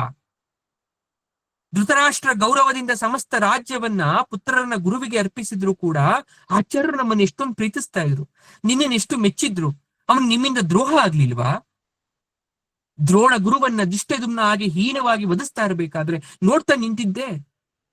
ನಮಗ್ ನರಕ ತಪ್ಪದೆ ಇರುತ್ತಾ? ಬ್ರಾಹ್ಮಣ ವೃದ್ಧ ಗುರು ಬೇರೆ, ಶಸ್ತ್ರ ಕೆಳಗಿಟ್ಟಿದ್ದ, ಮುನಿಯಂತೆ ಯೋಗಾರೂಢನಾಗಿದ್ದ, ಇಂತಹವನ್ನ ಕೊಲ್ಲಿಸ್ಬಿಟ್ಟಲ್ಲಣ್ಣ. ಆದ್ರೆ ಭೀಮ ಅದಕ್ಕೆ ಒಪ್ತಾ ಇಲ್ಲ. ಅರ್ಜುನನ ವಾದಗಳನ್ನ ಖಂಡಿಸ್ತಾ ಇದ್ದಾನೆ. ಅರ್ಜುನ, ನೀನೇನು ಕಾಡಿನ ಮುನಿನ? ನಿನಗ್ ಯಾಕೆ ಬಂತು ಅಜ್ಞಾನ? ಅಣ್ಣನ್ ಯಾಕೆ ಬೈತಾ ಇದ್ಯಾ? ಸ್ತ್ರೀಯರಂತೆ ಕ್ಷಮಿಸ್ತಾ ಹೋದ್ರೆ ಏನ್ ಗತಿ? ಸಾಧುಗಳು ಹೇಗ್ ಬದುಕ್ಬೇಕು ಅಂತ ಭೀಮ ಕಠೋರವಾದ ನುಡಿಗಳಿಂದ ಅರ್ಜುನನ ಸಹಿಸ್ತಾ ಇದ್ದಾನೆ. ಆಗ ದುಷ್ಟದುಮ್ನ ಕೂಡ ಭೀಮನ ಮಾತಿಗೆ ಧ್ವನಿಗೂಡಿಸ್ತಾ ಇದ್ದಾನೆ. ಅರ್ಜುನ, ಬ್ರಾಹ್ಮಣ ಕರ್ಮವಾಗುವುದು ಯಜ್ಞ ಯಾಗ ಮಾಡಿಸೋದು, ಅಧ್ಯಯನ ಮಾಡಿಸೋದು, ಅಧ್ಯಾಪನ ಮಾಡಿಸೋದು, ದಾನ ಯಜ್ಞ ನಡೆಸೋದು, ದಾನ ಸ್ವೀಕಾರ ಮಾಡೋದು. ಆದ್ರೆ ದ್ರೋಣ ಹೇಗ್ ಬದುಕ್ ಬಂದವನು? ನಿಮ್ ನಿಜವಾದ ಬ್ರಾಹ್ಮಣನ? ಜಾತಿಯಲ್ಲಿ ಬ್ರಾಹ್ಮಣ ಆಗಿದ್ರು ಕೂಡ ಕರ್ಮದಲ್ಲಿ ಕ್ಷತ್ರಿಯನ್ ರೀತಿ ಇದ್ದಾನೆ. ಬ್ರಹ್ಮಾಸ್ತ್ರ ಪ್ರಯೋಗ ಮಾಡಿದವನು ವಂಚಕನಲ್ವಾ? ಅದಮ ಬ್ರಾಹ್ಮಣನನ್ನ ವಧಿಸ್ಬಾರ್ದ? ಅಮಾನುಷವಾಗಿ ಕೊಲ್ಲಬಾರ್ದ? ಮೋಸಗಾರನನ್ನ ಅವನ ಮೋಸದಿಂದನೇ ಸಾಯಿಸ್ಬೇಕು. ಅಶ್ವತ್ಥಾಮ ಅಬ್ಬರ್ಸ್ಬಿಟ್ರೆ ಏನಾಗುತ್ತೆ? ಕೌರರನ್ನ ಕಾಪಾಡ್ಲಿಕ್ಕೆ ಯಾವ ಶಕ್ತಿ? ಗುರುಗಾತಿ ಅಂತ ಅಂದಲ್ಲ, ನಾನು ಹುಟ್ಟಿದ್ದೇ ದ್ರೋಣವದೆಗೆ. ಅಶರೀರವಾಣಿ ಮರ್ತೋಯ್ತಾ? ಯುದ್ಧದಲ್ಲಿ ಆಗಲಿ, ಬೇರೆ ಕಡೆ ಆಗಲಿ, ಅಕಾರ್ಯ ಆಗಲಿ, ಅವನು ಬ್ರಾಹ್ಮಣನಾದ್ರೂ ಆಗ್ಲಿ, ಕ್ಷತ್ರಿಯನಾದ್ರೂ ಆಗಲಿ, ಬ್ರಹ್ಮಾಸ್ತ್ರ ಬಿಟ್ಟ ಸಂದರ್ಭ ಸರಿಯಾಗಿರ್ಲಿಲ್ಲ. ಈ ನೀಚ ನನ್ನ ತಂದೆ, ಮಕ್ಕಳು, ಮೊಮ್ಮಕ್ಕಳು, ಹೀಗೆ ಬರೀ ಪಾಂಚಾಲರನ್ನೇ ಕೊಲ್ತಾ ಬಂದ. ನಮ್ಮ ಮೇಲೆ ಬೆಳೆದ ದ್ವೇಷ ಏನಿವನಿಗೆ? ಇವರು ಬ್ರಾಹ್ಮಣನ? ಜಯದ್ರಥನನ್ನ ಕೊಂದು ಅವನ ತಲೆಯನ್ನ ಎಲ್ಲೋ ಹೆಸ್ದ. ಬ್ರಾಹ್ಮಣಾದಮ ಇವನು. ಕಟುಕರ ಕೇರಿಗೆ ನಾನು ಎಸೆಬೇಕಿತ್ತು ತಲೆನ. ಜಗದತ್ತ ನಿನ್ನ ತಂದೆಗೂ ಸ್ನೇಹಿತನಾಗಿದ್ದ. ನೀನ್ ಅವನ್ ಯಾಕೆ ಕೊಂದೆ ಹೇಳು? ಭೀಷ್ಮ ಪಿತಾಮಹನನ್ನ ಯಾಕೆ ಕೊಂದೆ ನೀನು? ಹಾಗಾದ್ರೆ ಅವಾಗ ನಿನ್ ಧರ್ಮ ನೆನಪಾಗ್ಲಿಲ್ವಾ? ಎಲ್ಲರೂ ಎಷ್ಟೊಂದು ಗೌರವ ಕೊಟ್ಟಿದ್ವಿ, ಉಳಿಸ್ಕೊಂಡ ಇವನು ಪಕ್ಷಪಾತಿ. ಕೌರವ ಕಡೆ ಯಾಕೆ ಹೋದ ಇವನು? ಕೃಷ್ಣ ಮೌನದಿಂದ ಎಲ್ಲರ ಮಾತನ್ನು ಕೇಳಿಸ್ಕೊಂಡು ನಗ್ತಾ ಇದ್ದಾನೆ. ಆದ್ರೆ ಅಶ್ವತ್ಥಾಮ ಬಿಟ್ಟ ನಾರಾಯಣಾಸ್ತ್ರ ಪಾಂಡವರ ಕಡೆ ಬರ್ತಾ ಇದ್ದಾರೆ. ಎಲ್ಲೋ ಧರ್ಮರಾಜ, ನ್ಯಾಯದಿಂದ ಯುದ್ಧ ನಡೆಸುತ್ತಿದ್ದಂತಹ ನನ್ನ ತಂದೆಯನ್ನ ಅನ್ಯಾಯ ಮಾರ್ಗದಿಂದ ಶಸ್ತ್ರ ಕೆಳಗಿಳಿಸಿ ಧರ್ಮದ ಸೋಗಿನ ಸುಳ್ಳನ್ನ ಹೇಳಿ ಕಪಟ ಮಾಡಿ ನೀನು ಸಾಯಿಸ್ತಾ ಅವರನ್ನ. ಈಗ ನೋಡು ನಾರಾಯಣಾಸ್ತ್ರದ ಪ್ರಭಾವ ಅಂತ ಬೊಬ್ಬಿರಿತಾ ಇದ್ದಾನೆ ಅಶ್ವತ್ಥಾಮ. ಕೌರವ ಸೇನೆ ಓಡೋಗ್ತಾ ಇದ್ದೆ ಮುನ್ನೆಚ್ಚರಿಕೆಯಿಂದ, ನಾರಾಯಣಾಸ್ತ್ರದ ಭಯದಿಂದ. ಪಾಂಡವರಿಗೆ ಮುನ್ಸೂಚನೆ ಇರಲಿಲ್ಲ. ಕಲ್ಲಿನ ಮಳೆ ಬಿದ್ದು ಬೆಟ್ಟವನ್ನ ಪುಡಿ ಪುಡಿ ಮಾಡೋ ರೀತಿ, ನೀರಿನ ಮಳೆ ಬೀಳ್ತಾ ಸಾಗರವನ್ನೇ ತುಂಬಿಸೋ ರೀತಿ ನಾರಾಯಣಾಸ್ತ್ರದ ವೇಗ ಬಂದ ಕ್ಷಣ ಪಾಂಡವ ಸೇನೆ ನಾಶ ಆಗ್ತಾ ಬರ್ತಾ ಇದೆ. ಸೂರ್ಯನಿಗೆ ಅಂಧಕಾರ ಬಂದುಬಿಡ್ತು. ಪಾಂಡವ ಸೇನೆ ಅಚ್ಚರಿಯಿಂದ ನೋಡ್ತಾ ಇದ್ದಾರೆ. ಈ ಅಸ್ತ್ರವನ್ನ ಈವರೆಗೆ 14 ದಿನಗಳ ಯುದ್ಧದಲ್ಲಿ ಯಾರು ಪ್ರಯೋಗ ಮಾಡಿರ್ಲಿಲ್ಲ. ಪಾಂಡವರಾಗಲಿ ಕೌರವರಾಗಲಿ ಇದರ ಪ್ರಯೋಗ ಪ್ರತಾಪವನ್ನ ಕಣ್ಣಿಂದ ಕಂಡಿರ್ಲಿಲ್ಲ. ಧರ್ಮ ನೋಡ್ತಾನೆ ಕಳವಳ ಆಗೋಯ್ತು. ದುಷ್ಟದುಮ್ನ ನಿನ್ನ ಸೇನೆ ಜೊತೆ ಓಡು, ಪ್ರಾಣವನ್ನ ಉಳಿಸ್ಕೊಳ್ಳಿ ಅಂತ ಹೇಳ್ತಾ ಇದ್ದಾನೆ. ಸಾತ್ಯಕಿಗೆ ಹೇಳ್ತಾ ಇದ್ದಾನೆ. ಕೃಷ್ಣ ಹೇಳ್ತಾ ಇದ್ದಾನೆ, ಏನಾದ್ರೂ ಮಾಡಿ ಪಾರು ಮಾಡು ಅಂತ ಕೃಷ್ಣನನ್ನು ಕೇಳ್ತಾ ಇದ್ದಾದ್ರೆ ನಗ್ತಾ ನಿಂತಿದ್ದಾನೆ ಕೃಷ್ಣ. ನಾರಾಯಣಾಸ್ತ್ರಕ್ಕೆ ಶರಣಾಗತಿಯೇ ಪ್ರತ್ಯಸ್ತ್ರ. ಎಲ್ಲರೂ ಭೂಮಿ ಮೇಲೆ ತಮ್ಮ ಆಯುಧಗಳನ್ನ ಇಟ್ಟು ಕೈ ಮುಗಿತಾ ನಿಂತ್ಕೊಳ್ಳಿ ಅಂತ. ಪಾಂಡವ ಸೇನೆ ಉಳಿದವರೆಲ್ಲ ಒಡನೆ ಅಸ್ತ್ರ ಶಸ್ತ್ರಗಳನ್ನ ಕೆಳಗೆ ಹಾಕಿ ತಮ್ಮ ತಮ್ಮ ರಥಗಳಿಂದ ಇಳಿದು ನಾರಾಯಣಾಸ್ತ್ರಕ್ಕೆ ಕೈ ಮುಗಿತಾ ನಿಂತಿದ್ದಾರೆ. ಭೀಮನೊಬ್ಬ ಮಾತ್ರ ಇಳಿಲಿಲ್ಲ. ಕೋಪ ದ್ರೋಣಪುತ್ರನ ಮೇಲೆ. ಅವನ ಸೊಕ್ಕಿಳಿಸ್ಬೇಕು ಅಂತ ಗದೆಯಿಂದ ದಿವ್ಯಾತ್ರನ ಜೊತೆ ಹೋರಾಡ್ತಾ ಇದ್ದಾನೆ. ಯಾರು ಇಳಿಸ್ಬೇಡಿ, ಹೋರಾಡಿ, ಅವನ ಸೊಕ್ಕನ್ನ ನಾನು ಇಳಿಸ್ತೇನೆ ಅಂತ ಅಬ್ಬರಿಸ್ತಾ ಇದ್ರೆ ಕೃಷ್ಣ ಬುದ್ಧಿ ಹೇಳ್ತಾ ಇದ್ದಾನೆ, ಭೀಮಾ ಆ ರೀತಿ ಮಾಡ್ಬೇಡ. ನಿನ್ನ ಗದೆಯನ್ನ ಕೆಳಗಿಟ್ಟು ಭೂಮಿಯ ಮೇಲೆ ಬಾ ಅಂತ ಎಚ್ಚರಿಕೆಯನ್ನ ಕೊಡ್ತಾ ಇದ್ದಾನೆ. ಅಣ್ಣ, ನಾರಾಯಣಾಸ್ತ್ರದ ಎದುರು, ಗೋವುಗಳ ಎದುರು, ಬ್ರಾಹ್ಮಣರ ಎದುರು ಗಾಂಡೀವವನ್ನ ಎತ್ತೋದಿಲ್ಲ ಅಂತ ನಾನೇ ವ್ರತ ಮಾಡಿದ್ದೀನಿ, ಬಾರಣ್ಣ ಅಂತ ಹೇಳ್ತಾ ಇದ್ದಾನೆ. ಇದನ್ನ ನೋಡಿ ಅಶ್ವತ್ಥಾಮ ನಗ್ತಾ ಇದ್ದಾನೆ. ಭಯಂಕರವಾಗಿ ಬುಸುಗುಡುತ್ತಾ ನಾರಾಯಣಾಸ್ತ್ರ ಭೀಮನನ್ನ ಬೆನ್ನಟ್ಟಿ ಹೋಗ್ತಾ ಇದೆ. ಅವನ ತಲೆ ಮೇಲೆ ಬಿದ್ದು ಸುಡಕ್ಕೆ ಪ್ರಾರಂಭ ಆಗ್ತಾ ಇದೆ. ಅರ್ಜುನನಿಗೂ ತಡೆಯಲಾಗ್ಲಿಲ್ಲ. ವಾರುಣಾಸ್ತ್ರವನ್ನ ಬಿಟ್ಟ, ಆದ್ರೆ ಅದೇನೂ ಮಾಡಕ್ ಆಗ್ಲಿಲ್ಲ. ಆಗ ಕೃಷ್ಣ ಅರ್ಜುನ ಓಡ್ ಹೋಗಿ ಭೀಮನ ಕೈಯಲ್ಲಿದ್ದ ಗದೆ ಎಲ್ಲ ಆಯುಧಗಳನ್ನು ಕಿತ್ತಿ ಕೆಳಗಡೆ ಹಾಕಿ ಕೆಳಗಡೆ ಕೂರೋ ತರ ಮಾಡಿದ್ರು. ಬುದ್ಧಿ ಹೇಳ್ದ ಕೃಷ್ಣ. ಅದೇ ಕ್ಷಣ ನಾರಾಯಣಾಸ್ತ್ರ ಪರಮಶಾಂತ ಆಗೋಯ್ತು. ದಿಕ್ಕುಗಳು ಪ್ರಸನ್ನ ಆಯ್ತು. ತಂಗಾಳಿ ಬೀಸ್ಲಿಕ್ಕೆ ಪ್ರಾರಂಭ ಆಯ್ತು. ಆದ್ರೆ ಅಷ್ಟೊತ್ತಿಗಾಗ್ಲೇ ಒಂದು ಅಕ್ಷೋಹಿಣಿ ಸೇನೆಯನ್ನ ನಾಶ ಮಾಡಿಬಿಟ್ಟಿತ್ತು. ನಾರಾಯಣಾಸ್ತ್ರ ಶಾಂತವಾದದ್ದನ್ನ ನೋಡಿ ದುರ್ಯೋಧನಿಗೆ ನಿರಾಸೆ ಆಯ್ತು. ಮಿತ್ರ, ಇನ್ನೊಮ್ಮೆ ಅದನ್ನ ಪ್ರಯೋಗಿಸುವಂತ ಅಶ್ವತ್ಥಾಮನಿಗೆ ಹೇಳ್ತಾನೆ. ಆದ್ರೆ ಅಶ್ವತ್ಥಾಮ ಅದಾಗದು, ಒಂದೇ ಸಲ ಪ್ರಯೋಗ ಮಾಡ್ಬೇಕಾದಂತಹ ಬಾಣ, ಅದರ ಉಪಯೋಗ ನಾನಿನ್ನು ಮಾಡ್ಕೊಳಕ್ ಆಗಲ್ಲ ಅಂತ ಹೇಳ್ದ. ಕೃಷ್ಣನಿಗೆ ಇದರ ಪ್ರತಿ ಏನು ಅನ್ನೋದು ಗೊತ್ತಿತ್ತು. ಹಾಗಾಗಿ ಪಾಂಡವ ಸೇನೆ ಹತ್ರ ಅದನ್ನ ಮಾಡಿಸ್ಬಿಟ್ಟ. ಹಾಗಾದ್ರೆ ಬೇರೆ ಯಾವ್ದಾದ್ರೂ ಅಸ್ತ್ರವನ್ನ ಬಿಡು ಮಿತ್ರ ಅಂತ ದುರ್ಯೋಧನ ಒತ್ತಾಯಿಸಿದಾಗ ಅಶ್ವತ್ಥಾಮ ಮಾತಾಡ್ಲಿಲ್ಲ. ಯುದ್ಧ ಮುಂದುವರಿದಿತ್ತು. ದ್ರೋಣ ಸತ್ತಿದ್ದ. ಅಶ್ವತ್ಥಾಮನೇ ಸೇನಾಪತಿಯ ರೀತಿ ವಿಜೃಂಭಿಸ್ತಾ ಇದ್ದ. ಅವತ್ತು ಆಗ್ನೇಯಾಸ್ತ್ರವನ್ನ ಬಿಟ್ಟು ಪಾಂಡವ ಸೇನೆಯನ್ನು ಅಲ್ಲೋಲ ಕಲ್ಲೋಲ ಮಾಡ್ತಾ ಇದ್ದ. ಆಗ ವ್ಯಾಸರು ಕಾಣಿಸ್ಕೊಂಡ್ರು. ಮೂರ್ಖ, ಅವನು ನಾರಾಯಣ, ಇವನು ನರ. ರುದ್ರನ ಶಕ್ತಿ ಆಗ್ನೇಯಾದಿ ಮಾರಕಾಸ್ತ್ರಗಳಲ್ಲಿದೆ. ರುದ್ರ ಅಂದ್ರೆ ನಾರಾಯಣನ ಒಂದಂಶ. ನೀನು ಏನು ಮಾಡಿದ್ರು ಅವರನ್ನ ಗೆಲ್ಲಕ್ಕಾಗಲ್ಲ ಅಂತಹ ಸ್ವತಃ ವ್ಯಾಸರೇ ಅಶ್ವತ್ಥಾಮನಿಗೆ ಹೇಳಿದ್ರು.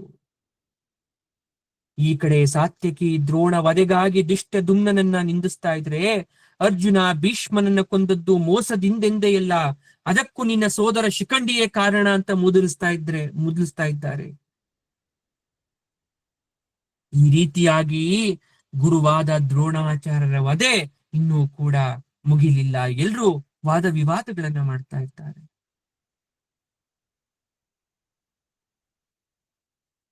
ಕೌರವ ಪಾಂಡವರ ಅಂದಿನ ಯುದ್ಧ ಸಮಾಪ್ತಿಯಾಯಿತು. ಎಲ್ಲರೂ ಅವರವರ ಶಿಬಿರಕ್ಕೆ ಹೋದರು. ಕೌರವ ಶಿಬಿರದಲ್ಲಿ ಮಾತುಕತೆಗಳನ್ನ ಆಡ್ತಾ ಇದ್ದಾರೆ. ಮುಂದಿನ ಸೇನಾನಿಯನ್ನ ನಿಯೋಜನೆ ಮಾಡ್ತಕ್ಕಂಥ ಸಮಯ. ಯಾಕಂದ್ರೆ ಈಗ ದ್ರೋಣಾಚಾರ್ಯರು ಇಲ್ಲ.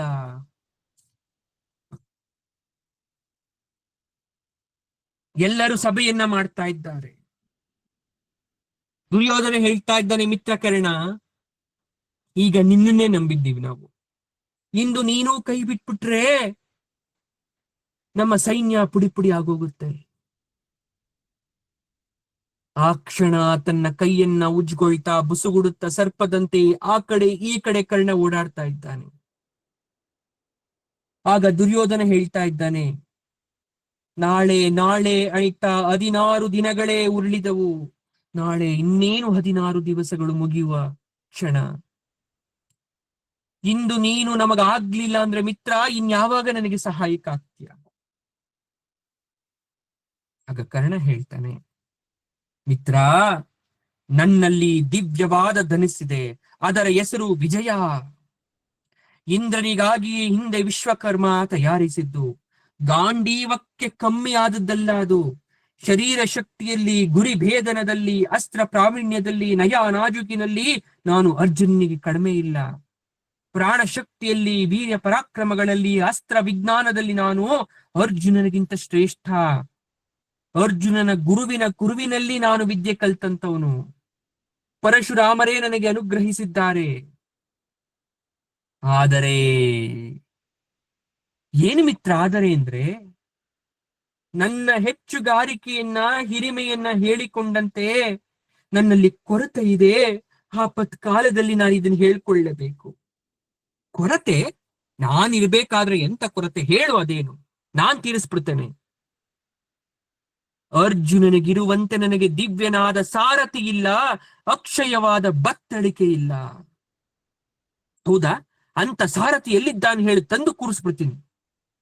ಇಲ್ಲಪ್ಪ, ನೀನು ತಂದು ಕೊಡಕ್ಕಾಗಲ್ಲ, ನಾನು ಹೇಳಕ್ಕೂ ಆಗಲ್ಲ. ಅರ್ಜುನನಿಗೆ ಅಗ್ನಿ ಕೊಟ್ಟ ರಥ ಇದೆ, ದಿವ್ಯ ಧ್ವಜ ಇದೆ, ಅಚೇದ್ಯ ಕುದುರೆಗಳಿದೆ, ಆದ್ರೆ ನನಗಿಲ್ಲ. ಹಾಗಾದ್ರೆ ನಮ್ಮಲ್ಲಿ ಯಾರಿದ್ದಾರೆ ಹೇಳು, ಅವ್ರನ್ನ ಕರ್ಕೊಂಬಂದ್ ಕೂರಿಸ್ತೀನಿ. ಕರ್ಣ ಹೇಳ್ತಾನೆ, ಶಲ್ಯನನ್ನ ಬಿಟ್ಟರೆ ಬೇರಾರೂ ಇಲ್ಲ.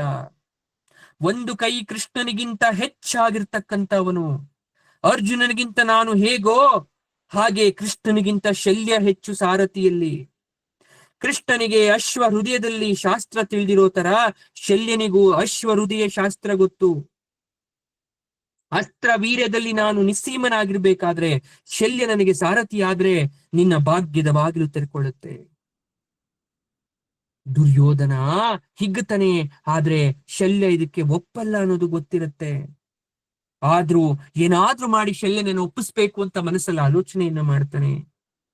ಓಡ್ ಬರ್ತಾನೆ, ಮಾವ ಆಪತ್ತಿನಲ್ಲಿದ್ದೇನೆ ಶಲ್ಯ ಮಾವ, ಒಂದು ವಿಶೇಷವಾದಂತ ಉಪಕಾರ ಮಾಡ್ಬೇಕಲ್ಲ. ನೀನು ಶೂರ, ಪರಾಕ್ರಮಿ, ಸತ್ಯವ್ರತ, ಈ ಕೆಲಸ ನೀನೇ ಮಾಡ್ಬೇಕು. ಶಲ್ಯನಿಗೆ ಅಚ್ಚರಿ ಆಯ್ತು. ಏನಾದ್ರೂ ನನಗೆ ಸೇನಾಧಿಪತಿ ಪಟ್ಟವನ್ನ ಕಟ್ಟಕ್ಕೆ ಬಂದ? ಮಾವ ತಲೆಬಾಗಿ ಕೇಳ್ಕೊಳ್ತಾ ಇದ್ದೇನೆ, ಇಲ್ಲ ಅನ್ನಬಾರ್ದು. ಕರ್ಣನಿಗೆ ನಿನ್ನ ರಕ್ಷಣೆ ಬೇಕು, ನೀನು ಅವನ ಸಾರಥಿ ಆಗು. ಆಗ ಶಲ್ಯ ಯೋಚನೆ ಮಾಡ್ತಾ ಇದ್ದಾನೆ, ಜಂಬಕೂರ ಮರೆಗುಳಿ ಸೂತ್ರ ಪುತ್ರನಿಗೆ ನಾನು ಸಾರಥಿ ಆಗಬೇಕಾ ವತ್ಸ? ಅಸಾಧ್ಯವಾದದನ್ನು ಕೇಳ್ತಾ ಇದ್ಯಾ. ಭೀಷ್ಮನಿಗೋ ದ್ರೋಣನಿಗೋ ನಾನು ಕೇಳಿದ್ರೆ ಸಂತೋಷದಿಂದ ಮಾಡ್ತಾ ಇದ್ದೆ, ಆದ್ರೆ ಸೂತನ ಮಗನಿಗೆ, ಅಭಿಜಾತ ಕ್ಷತ್ರಿಯನಿಗೆ ನಾನು ಮಾಡ್ಬೇಕಾ? ಇದೇ ಮಾತನ್ನ ಕರ್ಣ ಕೇಳಿದ್ರೆ ಶಿರಶ್ಛೇದನ ಮಾಡ್ಬಿಡ್ತಿದೆ. ಎಚ್ಚರಿಕೆ, ನನ್ಗೆ ಅಪಮಾನ ಮಾಡಕ್ಕೆ ನೀನು ಬರ್ಲಿಲ್ಲ, ಹುಡುಗಾಟದಿಂದ ಕೇಳ್ತಾ ಇದ್ಯಾ ಅಂತ ಸುಮ್ಮನಿದ್ದೀನಿ. ದುರ್ಯೋಧನ ಭಯ ಬಿದ್ದ ಶಲ್ಯನ ಮಾತಿನಿಂದ. ಆದ್ರೂ ಧೈರ್ಯ ತಗೊಂಡು, ಮಾವ ನೀನು ಸತ್ಯಸಂಧ, ಸ್ವಂತ ಸೋದರಳಿಯಂದಿರ ಪಕ್ಷ ಬಿಟ್ಟು ನನಗೆ ಸಹಾಯ ಮಾಡಕ್ಕೆ ಬಂದಿದ್ದೀಯ, ಇದು ನನ್ ಮರಿತಿನ? ಆದ್ರೆ ನನ್ನನ್ನ ಬದುಕಿಸೋದು ಉಳಿಸೋದು ನಿನ್ ಕೈಲಿದೆ. ನೀನು ಕೃಷ್ಣನ ನಡತೆಯನ್ನ ಹೋಲೋನು, ಕೃಷ್ಣನಷ್ಟೇ ಶಕ್ತಿಶಾಲಿ. ಹಾಗಾಗಿ ಆಪತ್ಕಾಲದಲ್ಲಿ ಕರುಣೆಯನ್ನ ತೋರಿಸಬಾರ್ದ? ವತ್ಸ, ನಿನಗೆ ಬೇಕಾದರೆ ಸಾರಥ್ಯವನ್ನ ವಹಿಸ್ತೇನೆ. ಆ ಬಾಯಿ ಹರುಕ, ಜಂಬಕೋರ, ಹೀನ ಜಾತಿಯ ಕರ್ಣನ ಹೆಸರನ್ನ ನನ್ನೆದುರು ಎತ್ತಬೇಡ. ಮಾವ, ಈಗ ನನಗೆ ನೀನು ಕರ್ಣ ಇಬ್ಬರೇ ದಿಕ್ಕಾಗಿ ಉಳಿದಿರೋರು. ಭೀಷ್ಮ ದ್ರೋಣರ ಕತೆ ಮುಗಿದೋಯ್ತು. ಕೃಪನನ್ನ ಬಹಳ ನಿರೀಕ್ಷೆ ಮಾಡದಂತಹ ವಯಸ್ಸು. ಅಶ್ವತ್ಥಾಮನನ್ನ ಮಾಡಿದ್ರೆ ಪ್ರಯೋಜನ ಇಲ್ಲ. ಕರ್ಣ ನೀನು ಸೇರ್ಕೊಂಡ್ರೆ ಮಾತ್ರ ಸಾಧ್ಯ ಆಗೋದು. ಹಾಗಾದ್ರೆ ಈ ರಾಧೆಯೇ ನನಗ್ ಸಮ ಅಂತ ಹೇಳ್ತಾ ಇದ್ಯಾ? ನನಗಿಂತ ಹೆಚ್ಚು ಅಂತ ತಲೆ ಮೇಲೆ ಕೂರಿಸ್ಕೊಳ್ತಾ ಇದ್ಯಾ? ನನ್ನೆದುರು ಈ ರೀತಿ ಮಾತಾಡ್ತಾ ಇದ್ಯಾ? ಮಾವಾ, ಹೀಗೆಲ್ಲ ಆಡುವ ವೇಳೆ ಅಲ್ಲ. ನಿನ್ನ ರೀತಿಯಲ್ಲಿ ನಿಸ್ಸೀಮ ಪರಾಕ್ರಮಿ ಯಾರೂ ಇಲ್ಲ. ಆದ್ರೆ ಕರ್ಣನೇ ಬೇರೆ ರೀತಿ. ನನ್ಗಿಬ್ರು ಬೇಕಾದವರು. ಶತ್ರುಗಳು ನಮ್ಮನ್ನ ಕೊಲ್ತಾ ಇರೋದು ಸಾಕಾಗ್ತಾ ಇಲ್ವಾ? ನೀನು ಕೊಲ್ಲಬೇಕು ಅಂತ ಅನಿಸ್ಕೊಂಡಿದ್ಯಾ? ಹಾಗಲ್ಲಪ್ಪ, ಈ ಸೂತನಿಗೆ ಸಾರಥ್ಯ ಮಾಡ್ತಕ್ಕಂತ ಹಣೆ ಬರ ನನಗೆ ಯಾಕೆ? ಅದು ಹೀನಕಾರ್ಯ ಅನ್ಕೊಂಬೇಡ ಮಾವಾ. ಗುಣಕ್ಕೆ ಜಾತಿ ಉಂಟಾ? ಕರ್ಣನಿಗೆ ನಿನ್ನ ಮೇಲೆ ಎಷ್ಟು ಗೌರವ ಇದೆ ಗೊತ್ತಾ? ಎಲ್ಲರನ್ನ ಬಿಟ್ಟು ನಿನ್ನನ್ನು ಏಕೆ ಸಾರಥಿ ಬೇಕು ಅಂತ ಬಯಸ್ತಾನೆ. ಏನೋ ಕರ್ಣ ನನ್ನನ್ನ ಖುದ್ದಾಗಿ ಬಯಸಿದ್ನ? ಹೌದು, ಅವನೇ ಪ್ರಾರ್ಥಿಸ್ತಾ. ಕೃಷ್ಣನ ರೀತಿ ಅಶ್ವರುದಿಯ ವಿದ್ಯೆ ತಿಳಿದಿರ್ತಕ್ಕಂಥವನು ಮಹಾಪರಾಕ್ರಮಿ ಅಂತ ಹೇಳ್ದ, ಹಾಗಾಗಿ ಬಂದೆ. ಈ ಮಾತನ್ನ ಕೇಳಿ ಕೊಂಚ ಮನಸ್ಸು ಕರಕ್ತು ಶಲ್ಯನಿಗೆ. ಆಯ್ತು ದುರ್ಯೋಧನ, ಹಾಗಾಯ್ತು ಅಂತ ಇಟ್ಕೋ. ಕರ್ಣ ಅರ್ಜುನನನ್ನ ಕೊಂದ ಅಂತ ಭಾವಿಸ್ಕೊಳ್ಳ, ಕೃಷ್ಣ ಸುಮ್ನಿರ್ತಾನ? ಅವನೇ ಆಯುಧವನ್ನ ಹಿಡ್ಕೊಂಡು ಯುದ್ಧವನ್ನ ಮುಗಿಸಿ ಪಾಂಡವರಿಗೆ ಪಟ್ಟ ಕಟ್ಟಿದ್ರೆ ಏನ್ ಮಾಡ್ತೀಯ? ಅದು ಮುಂದಿನ ಮಾತು. ಮೊದಲು ಕರ್ಣನಿಗೆ ಸಾರಥ್ಯವನ್ನ ಬಯಸಿ. ಸರಿ, ಆದ್ರೆ ಒಂದು ಮಾತು ಹೇಳ್ತೀನಿ, ಬೇಸರ ಮಾಡ್ಕೋಬೇಡ. ನಾನ್ ಸೂತ ಪುತ್ರನಿಗೆ ಸಾರಥ್ಯ ಮಾಡ್ದೆ ಅಂತ ಇಟ್ಕೋ. ಅರ್ಜುನ ರಥದ ಎದುರು ಇವನು ನಿಂತ್ಕೊಂಡ್ರೆ ಅವತ್ತು ರಾತ್ರಿ ಯುದ್ಧದಲ್ಲಿ ಘಟೋತ್ಕಚನ ಎದುರು ಏನ್ ಮಾಡ್ದ? ಭೀಮಸೇನ ಬಂದಾಗ ಏನ್ ಮಾಡ್ದ? ಬಿಲ್ಲೆತ್ತದ್ನ? ತೂಬರಕ ಒವ್ವಬಿಕ ಅಂತೆಲ್ಲ ಬೈಸ್ಕೊಂಡ? ಹಾಗೆ ಮಾಡ್ಬಿಟ್ರೆ ನಾನು ಸುಮ್ನೆ ಕೂತ್ಕೊಳಕ್ಕಾಗತ್ತಾ? ಮಾವಾ, ಹಳೆಯದಲ್ಲೆಲ್ಲ ಬಿಟ್ಟು ಸಾರಥ್ಯವನ್ನು ವಹಿಸು. ಬಹಳ ಹೊತ್ತು ಯೋಚಿಸಿ ಶಲ್ಯ ಒಪ್ಪುತ್ತಾನೆ. ಆಗ ಮತ್ತೊಂದು ಮಾತನ್ನ ಹೇಳ್ತಾನೆ. ಭೀಷ್ ಭೀಷ್ಮನ 10 ದಿನಗಳ ಯುದ್ಧ ಕಾಲದಲ್ಲಿ ಕರ್ಣ ಬಿಲ್ಲನ್ನ ಎತ್ತಿಲ್ಲ ಅಂತ ಪ್ರತಿಜ್ಞೆಯನ್ನ ಮಾಡ್ದ ಈ ತಲೆ ತಿರುಕ. ನಾನು ಸಾರಥ್ಯವನ್ನ ವಹಿಸಿರ್ಬೇಕಾದ್ರೆ ಒಂದು ವೇಳೆ ನನಗೇನಾದರೂ ಅಪಮಾನವನ್ನ ಮಾಡಿದ್ರೆ ಅಥವಾ ಬೇರೆ ಕೆಲಸವನ್ನ ಹೇಳಿದ್ರೆ ನಾನು ಮಾಡದೆ ಅಲ್ಲಿಂದ ಹೊರಟು ಬಂದ್ಬಿಡ್ತೇನೆ, ಸಾರಥ್ಯವನ್ನ ಬಿಟ್ಟು ಹೋಗ್ತೇನೆ, ನಾನು ಹೇಳ್ದಂತ ಯಾವ ಮಾತನ್ನ ಧಿಕ್ಕರಿಸೋ ಹಾಗಿಲ್ಲ ಅಂದ. ದುರ್ಯೋಧನ ಆಯಿತು ಅಂತ ತಲೆಯನ್ನ ಆಡಿಸ್ತಾನೆ. 15-16 ದಿನಗಳು ಹೀಗೆ ಕಳೆದು ಬಿಡ್ತು. 16ನೇ ದಿವಸ ಯುದ್ಧ ಆದ್ರೂ ಕೂಡ ಯಾರಿಗೂ ಕೂಡ ಉತ್ತಮವಾದ ಫಲಿತಾಂಶ ಸಿಕ್ಕಿರ್ಲಿಲ್ಲ. ಈಗ ನಿಜವಾಗ್ಲೂ ಏನಾಗ್ತಾ ಇದೆ ಅಂದ್ರೆ 17ನೇ ದಿನ ಬಂದ್ಬಿಡ್ತು. ಕರ್ಣ ಶಲ್ಯನ ಸಮಾಗಮ ಆಗ್ತಕ್ಕಂಥ ವಿಚಾರ. 17ನೇ ದಿವಸದ ಯುದ್ಧ ಆರಂಭ. ಶಲ್ಯ ಕರ್ಣನ ಸಾರಥಿಯಾಗಿ ಬಂದದ್ದನ್ನ ಕಂಡು ಅರ್ಜುನ ಒಳಗಡೆ ನಗ್ತಾ ಇದ್ದಾನೆ. ಮಾದ್ರಿ ಪುತ್ರರು ಶಲ್ಯನ ನಡೆಗೆ ಬೇಸರವನ್ನ ವ್ಯಕ್ತಪಡಿಸ್ತಾ ಇದ್ದಾರೆ. ಆಗ ಕೃಷ್ಣ ಹೇಳ್ತಾನೆ, ಬೇಸರ ಮಾಡ್ಕೋಬೇಡಿ, ಶಲ್ಯ ಈಗ ನಿಮ್ಮ ಸೋದರ ಮಾವನಲ್ಲ, ಶತ್ರು. ಎರಡನೆಯದು, ಎಲ್ಲವೂ ನಿಮ್ಮ ಹಿತಕ್ಕಾಗ್ತಾ ಇದೆ. ಯಾಕಂದ್ರೆ ಇಬ್ಬರ ಜೋಡಿ ಆಗಿದೆ. ಅಗ್ನಿಗೆ ವಾಯು ಜೋಡಿ ಆದ್ರೆ ಸರಿ ಹೋಗುತ್ತಾ? ಸರಿ ಹೋಗುತ್ತೆ, ಬೆಂಕಿ ಹತ್ಸುತ್ತೆ. ಅದೇ ಜಲ ಬಂದು ಅಗ್ನಿ ಜೊತೆ ಸೇರ್ಕೊಂಡ್ಬಿಟ್ರೆ ನೀರು ಬೆಂಕಿಗೂ ಹೊಂದಾಣಿಕೆ ಆಗತ್ತಾ? ಆಗಲ್ಲ. ಕರ್ಣನ ಸ್ವಭಾವ ಜಂಬ, ಶಲ್ಯ ಸಾಮಾನ್ಯನಲ್ಲ. ಇಬ್ಬರು ಸೇರಿದ್ರೆ ಅಲ್ಲಿ ಬೇರೆ ರೀತಿನೇ ಆಗತ್ತೆ. ಆಗಂದ ತಕ್ಷಣ ಕರ್ಣನ ರಥ ಓಡ್ತಾ ಇದೆ. ಶಲ್ಯ ಗಂಭೀರ ಮುಖಮುದ್ರೆಯಿಂದ ರಥ ಓಡಿಸ್ತಾ ಇದ್ದಾನೆ. ಕರ್ಣ ಮಾತನ್ನ ಆರಂಭಿಸ್ತಾ, ಅಯ್ಯ ವೀರ, ಇಂದು ರಥವನ್ನು ಮೊದಲು ಅರ್ಜುನನ ರಥದತ್ತ ನಡೆಸು. ಮೊದಲು ಅರ್ಜುನನನ್ನ ಕೊಲ್ತೇನೆ, ಆಮೇಲೆ ಭೀಮಾದಿಗಳತ್ತ ರಥ ಓಡಿಸು ಅಂದ. ಶಲ್ಯ ಕೋಪದಿಂದ, ಗಾಂಧೀವದ ಧ್ವನಿ ಕೇಳಿ ಆಮೇಲೆ ಮಾತಾಡು. ಭೀಮ ಆನೆಯ ಮೇಲೆ ಕುಳಿತು ಗದಾಪಾಣಿಯಾಗಿ ಬರೋದನ್ನ ನೋಡ್. ಫಸ್ಟು ಬಾಯಿ ಮುಚ್ಚು ಹೋರಾಡು, ಪ್ರಾರಂಭದಲ್ಲೇ ಜಗಳ ಬೇಡ. ಕರ್ಣ ಕೋಪ ಬಂದ್ರೂ ಕೂಡ ಒಳಗಡೆ ನುಂಗ್ಕೊಂಡ. ವರುಣ, ಕುಬೇರ, ಇಂದ್ರ ಬಂದ್ರೂ ಕೂಡ ಅರ್ಜುನನ ರಕ್ಷಿಸಲು ಅವ್ರನ್ನೆಲ್ಲ ಕೊಂದು ಹಾಕ್ತೀನಿ ಅಂತ ಅಬ್ಬರಿಸ್ತಾ ರಭಸದ ಮಾತನ್ನ ಕೇಳಿ ಶಲ್ಯ ಕರ್ಣನನ್ನ ಎಚ್ಚರಿಸ್ತಾ ಇದ್ದಾನೆ. ರಥೇ, ನಿನ್ನ ಎಲ್ಲೆ ಮೀರಿದ ಮಾತುಗಳನ್ನು ಹೇಳಿ ಪ್ರಯೋಜನ ಇಲ್ಲ.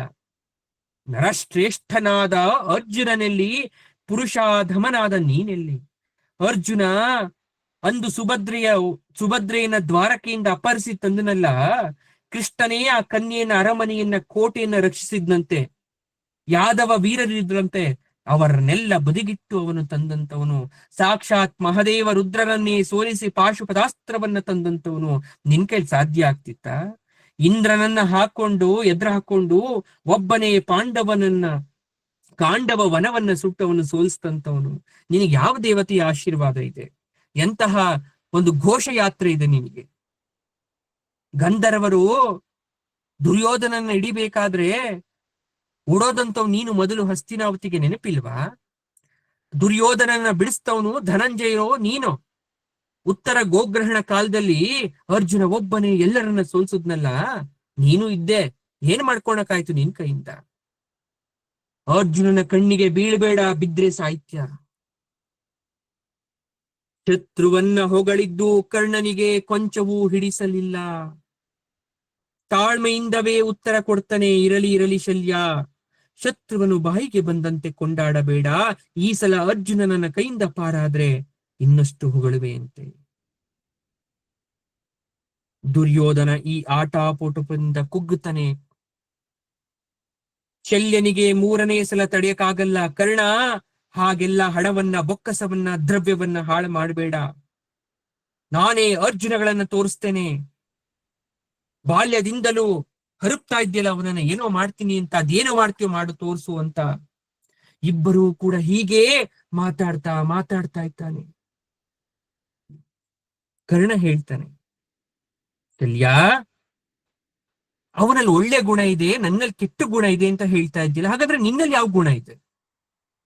ಗುಣಹೀನನಾದ ನಿನಗೆ ನನ್ನ ಒಳ್ಳೆ ಗುಣ ಕಾಣಿಸ್ತಾ ಇರೋದು ಅಚ್ಚರಿ ಏನಲ್ಲ ಬಿಡು. ಇನ್ ಕೃಷ್ಣನ ಸಂಪತ್ತು ನನಗೇನ್ ಗೊತ್ತಿಲ್ವಾ? ಅವನ ಪರಾಕ್ರಮ ನನಗೇನ್ ಗೊತ್ತಿಲ್ವಾ? ಸರ್ಪಾಸ್ತ್ರ, ನಾಗಾಸ್ತ್ರ ಅಂತಕ್ಕಂಥ ಒಳ್ಳೊಳ್ಳೆ ಅಸ್ತ್ರಗಳು ನನ್ನಲ್ಲೂ ಇದೆ, ಸಮಯ ಬಂದಾಗ ಉಪಯೋಗವನ್ನ ಮಾಡ್ತೇನೆ ಅಂತ ಇಬ್ರು ಕೂಡ ಮಾತಿಗೆ ಮಾತನ್ನ ಬೆಳೆಸ್ತಾ ಇದ್ದಾರೆ. ಇಬ್ಬರು ವಿಚಲಿತರಾಗ್ತಾ ಇದ್ದಾರೆ. 17ನೇ ದಿನದ ಯುದ್ಧಾರಂಭಕ್ಕೆ ಮುಂಚೆನೆ ಅವಲಕ್ಷಣ ಕರ್ಣನ ಪೌರುಷ ಕುಗ್ತಾ ಇದೆ. ಶಲ್ಯನಿಗೆ ಬೇಸರ ಆಗ್ತಾ ಇದೆ. ಸಾರಥ್ಯವನ್ನ ಬಿಟ್ಟು ಹೋದ್ರೆ ಸಾಕು ಅಂತ ಕಾಯ್ತಾ ಇದ್ದಾನೆ ಶಲ್ಯ. ಆದರೂ ಕರ್ಣ ವ್ಯೂಹ ರಚನೆಯನ್ನ ಮಾಡ್ತಾನೆ. ಆ ಕಡೆ ದುಷ್ಟದ್ಯುಮ್ನ ಪ್ರತಿವ್ಯೂಹವನ್ನು ರಚಿಸ್ತಾನೆ. ತುಮಲ ಯುದ್ಧ ಆರಂಭ ಆಯ್ತು. ಕರ್ಣನ ರೋಷ, ಶಲ್ಯನ ಚುಚ್ಚು ಮಾತುಗಳಿಂದ ಕೆದರಿದ್ದ ಕರ್ಣ ಅಗ್ನಿಯಂತೆ ಬಾಣವನ್ನ ಪ್ರಯೋಗ ಮಾಡ್ತಾ ಇದ್ದಾನೆ. 77 ಪಾಂಡವ ಸೇನಾ ವೀರರನ್ನ ಸಾಯಿಸ್ತಾ, 25 ಪಾಂಚಾಲ ವೀರರನ್ನ ಸಾಯಿಸ್ತಾ, ಸಾವಿರಾರು ವೀರರನ್ನ ಸಂಹಾರ ಮಾಡ್ದ. ಭಾನುದೇವ, ಚಿತ್ರಸೇನ, ಸೇನಾಬಿಂದು, ತಪನ, ಶೂರಸೇವಕ ಎಲ್ಲರನ್ನ ಆಹುತಿ ತಗೊಂಡ. ಕರ್ಣಪುತ್ರನ್ನ ಭೀಮಸೇನ ಸಾಯಿಸ್ತಾ ಭಾನುಸೇನನನ್ನ, ಅದನ್ನ ನೋಡಿ ಆಘಾತ ಆಯ್ತು ಕರ್ಣನಿಗೆ. ಇನ್ನೊಬ್ಬ ಮಗನನ್ನ ನಕುಲ ಸಾತ್ವಿಕಿರು ಎದುರಿಸ್ತಾ ಇದ್ರು. ಕರ್ಣನ ಬಾಣಗಳ ಯುಧಿಷ್ಠಿರ ತತ್ತರಿಸ್ತಾ ಇದ್ರೆ ಪಾಂಡವ ಸೇನೆ ಸತ್ತು ಬೀಳ್ತಾ ಇದೆ, ರಕ್ತದ ನದಿ ಹರಿತಾ ಇದೆ. ಭೀಮನೇ ಬಂದ ಕರ್ಣನನ್ನ ಎದುರಿಸ್ಲಿಕ್ಕೆ ಕರ್ಣ ನಿಲ್ಲಲಾರದೆ ಪಲಾಯನ ಮಾಡ್ದ. ಅನೇಕ ವೀರರನ್ನ ಸಾಯಿಸ್ತಾ ಇದ್ದಾರೆ. ಕೌರವರ ದೊಡ್ಡ ಗಜಸೇನೆಯ ಭಾಗ ಭೀಮನಿಂದ ಹತ್ಯೆಯಾಗಿತ್ತು. ಈ ಕಡೆ ಕೃಪಾಚಾರ್ಯರು ಶಿಖಂಡಿಯನ್ನ ಸೋಲಿಸಿದ್ರು. ಪ್ರತಿಯಾಗಿ ದುಷ್ಟದುಮ್ನ ಕೃತವರ್ಮನನ್ನ ಸೋಲಿಸಿದ್ದ. ಅಶ್ವತ್ಥಾಮ ಯುಧಾನವನ್ನ ಸೋಲಿಸಿದ್ದ. ಧರ್ಮಪುತ್ರ ಅಲ್ಲಿಗೆ ಬಂದು ದ್ರೋಣಿಯನ್ನ ಸೋಲಿಸಿ ಓಡಿಸಿದ್ದ. ನಕುಲ ಸಹದೇವರು ದುರ್ಯೋಧನನ್ನ ಸೋಲಿಸಿದ್ರು. ಕರ್ಣ ಪಂಚಾಲ ಸೈನ್ಯದ ವೀರರನ್ನ ಸಂಹಾರ ಮಾಡಿದ್ದ. ದುರ್ಯೋಧನ ಕರ್ಣನಿಗೆ ಹೇಳ್ತಾ ಇದ್ದಾನೆ, ಕರ್ಣ ಭಾರ್ಗವಾಸ್ತ್ರವನ್ನ ಪ್ರಯೋಗಿಸು. ಆದ್ರೆ ತುಂಬಾ ಯೋಚಿಸಿ ಕಡೆಗೆ ಪ್ರಯೋಗಿಸ್ಬಿಟ್ಟ. ಅನೇಕ ಭಾಗ ಪಾಂಡವ ಸೇನೆ ಸುಟ್ಟೋಯ್ತು. ಕರ್ಣ ಅಗ್ನಿಯಂತೆ ಕಾಣಿಸ್ಲಿಕ್ಕೆ ಶುರುವಾದ. ಸತ್ತವರ ಗೋಳು ಗಗನವನ್ನ ಮುಟ್ತಾ ಇದೆ. ಅರ್ಜುನ ಕೃಷ್ಣನ ಮುಖವನ್ನ ನೋಡ್ತಾನೆ. ವಾಸುದೇವ ಹೇಳ್ತಾ ಇದ್ದಾನೆ, ಅರ್ಜುನ ಇದೆಲ್ಲ ಯುದ್ಧದಲ್ಲಿ ಅನಿವಾರ್ಯ, ಕುಗ್ಗಬೇಡ. ಅದೇ ಕ್ಷಣ ಕೃಷ್ಣಾರ್ಜುನರು ಯುದ್ಧ ಭಾರವನ್ನ ಭೀಮಸೇನನ ಮೇಲೆ ಹಾಕಿದ್ರು. ಧರ್ಮಜನ ಬಿಡಾರಕ್ಕೆ ಹೋದ. ಅವನ ಹಿಂದೆ ಕೃಷ್ಣಾರ್ಜುನರು ಹೋಗ್ತಾ ಇದ್ದಾರೆ. ಧರ್ಮಜ ಕೇಳ್ತಾನೆ, ಅರ್ಜುನ ಕರ್ಣನನ್ನ ಕೊಂದು ಮುಗಿಸ್ತಾಪ್ಪ? ಇಲ್ಲ, ಇನ್ನು ಕರ್ಣನನ್ನ ಮುಗಿಸಿಲ್ಲ. 13 ವರ್ಷದ ನಿನ್ನ ಸಿದ್ಧತೆ ನಾವು ಮುಗಿಸ್ತೇವೆ ಅಂತ ಆ ಕಡೆ ಮಾತಾಡ್ತಾ ಇದ್ದಾರೆ. ಭೀಮಸೇನ ಈ ಕಡೆ ಕೌರವ ಸೇನೆಯನ್ನ ಸಂಹಾರ ಮಾಡ್ತಾ ಇದೆ. ಕರ್ಣನಿಗೆ ರೋಷ ಬಂತು. ಅಪೂರ್ವ ಅಸ್ತ್ರಗಳನ್ನ ಕೊಲ್ತಾ ಬರ್ತಾ ಇದ್ದಾನೆ. ಶಲ್ಯ ಇನ್ನೂ ಕೂಡ ಅವನನ್ನ ಚುಚ್ಚಿ ಮಾತಾಡೋದು ಬಿಡ್ಲಿಲ್ಲ. ಕಡೆಗೆ ಯುದ್ಧ ನಡೀತಾ ಇದೆ. ದುಶ್ಯಾಸನನ ವಧೆ ಮಾಡ್ತಕ್ಕಂಥ ಸಮಯ. ಭೀಮ ಯಾವಾಗ ಯುದ್ಧದ ನೀತಿಯನ್ನ ತನ್ನ ಕೈವಶವನ್ನ ಮಾಡಿಕೊಂಡು ಅದೇ ಕ್ಷಣ ದುಶ್ಯಾಸನನ್ನ ಕೊಲ್ತಕ್ಕಂತ ಅತೀವವಾದಂತಹ ಸಮಯ ಬಂದೇ ಬಿಡ್ತು. ಹಾಗಾದ್ರೆ ಭೀಮ ಯಾವ ರೀತಿ ದುಶ್ಯಾಸನನ ವಧೆಯನ್ನ ಮಾಡ್ತಾನೆ? ಹಾಗಾದ್ರೆ ಕರ್ಣನ ಕೊನೆಯ ಗಳಿಗೆಗಳೇನು ಅನ್ನೋದನ್ನ ನಾವು ಮುಂದಿನ ತರಗತಿಯಲ್ಲಿ ತಿಳ್ಕೊಳ್ಳೋಣ. ಅಲ್ಲಿ ತನಕ ಹೇಳೋಣ, ಸರ್ವಂ ಶ್ರೀ ಕೃಷ್ಣಾರ್ಪಣಮಸ್ತು ಅಂತ. ಧನ್ಯವಾದ.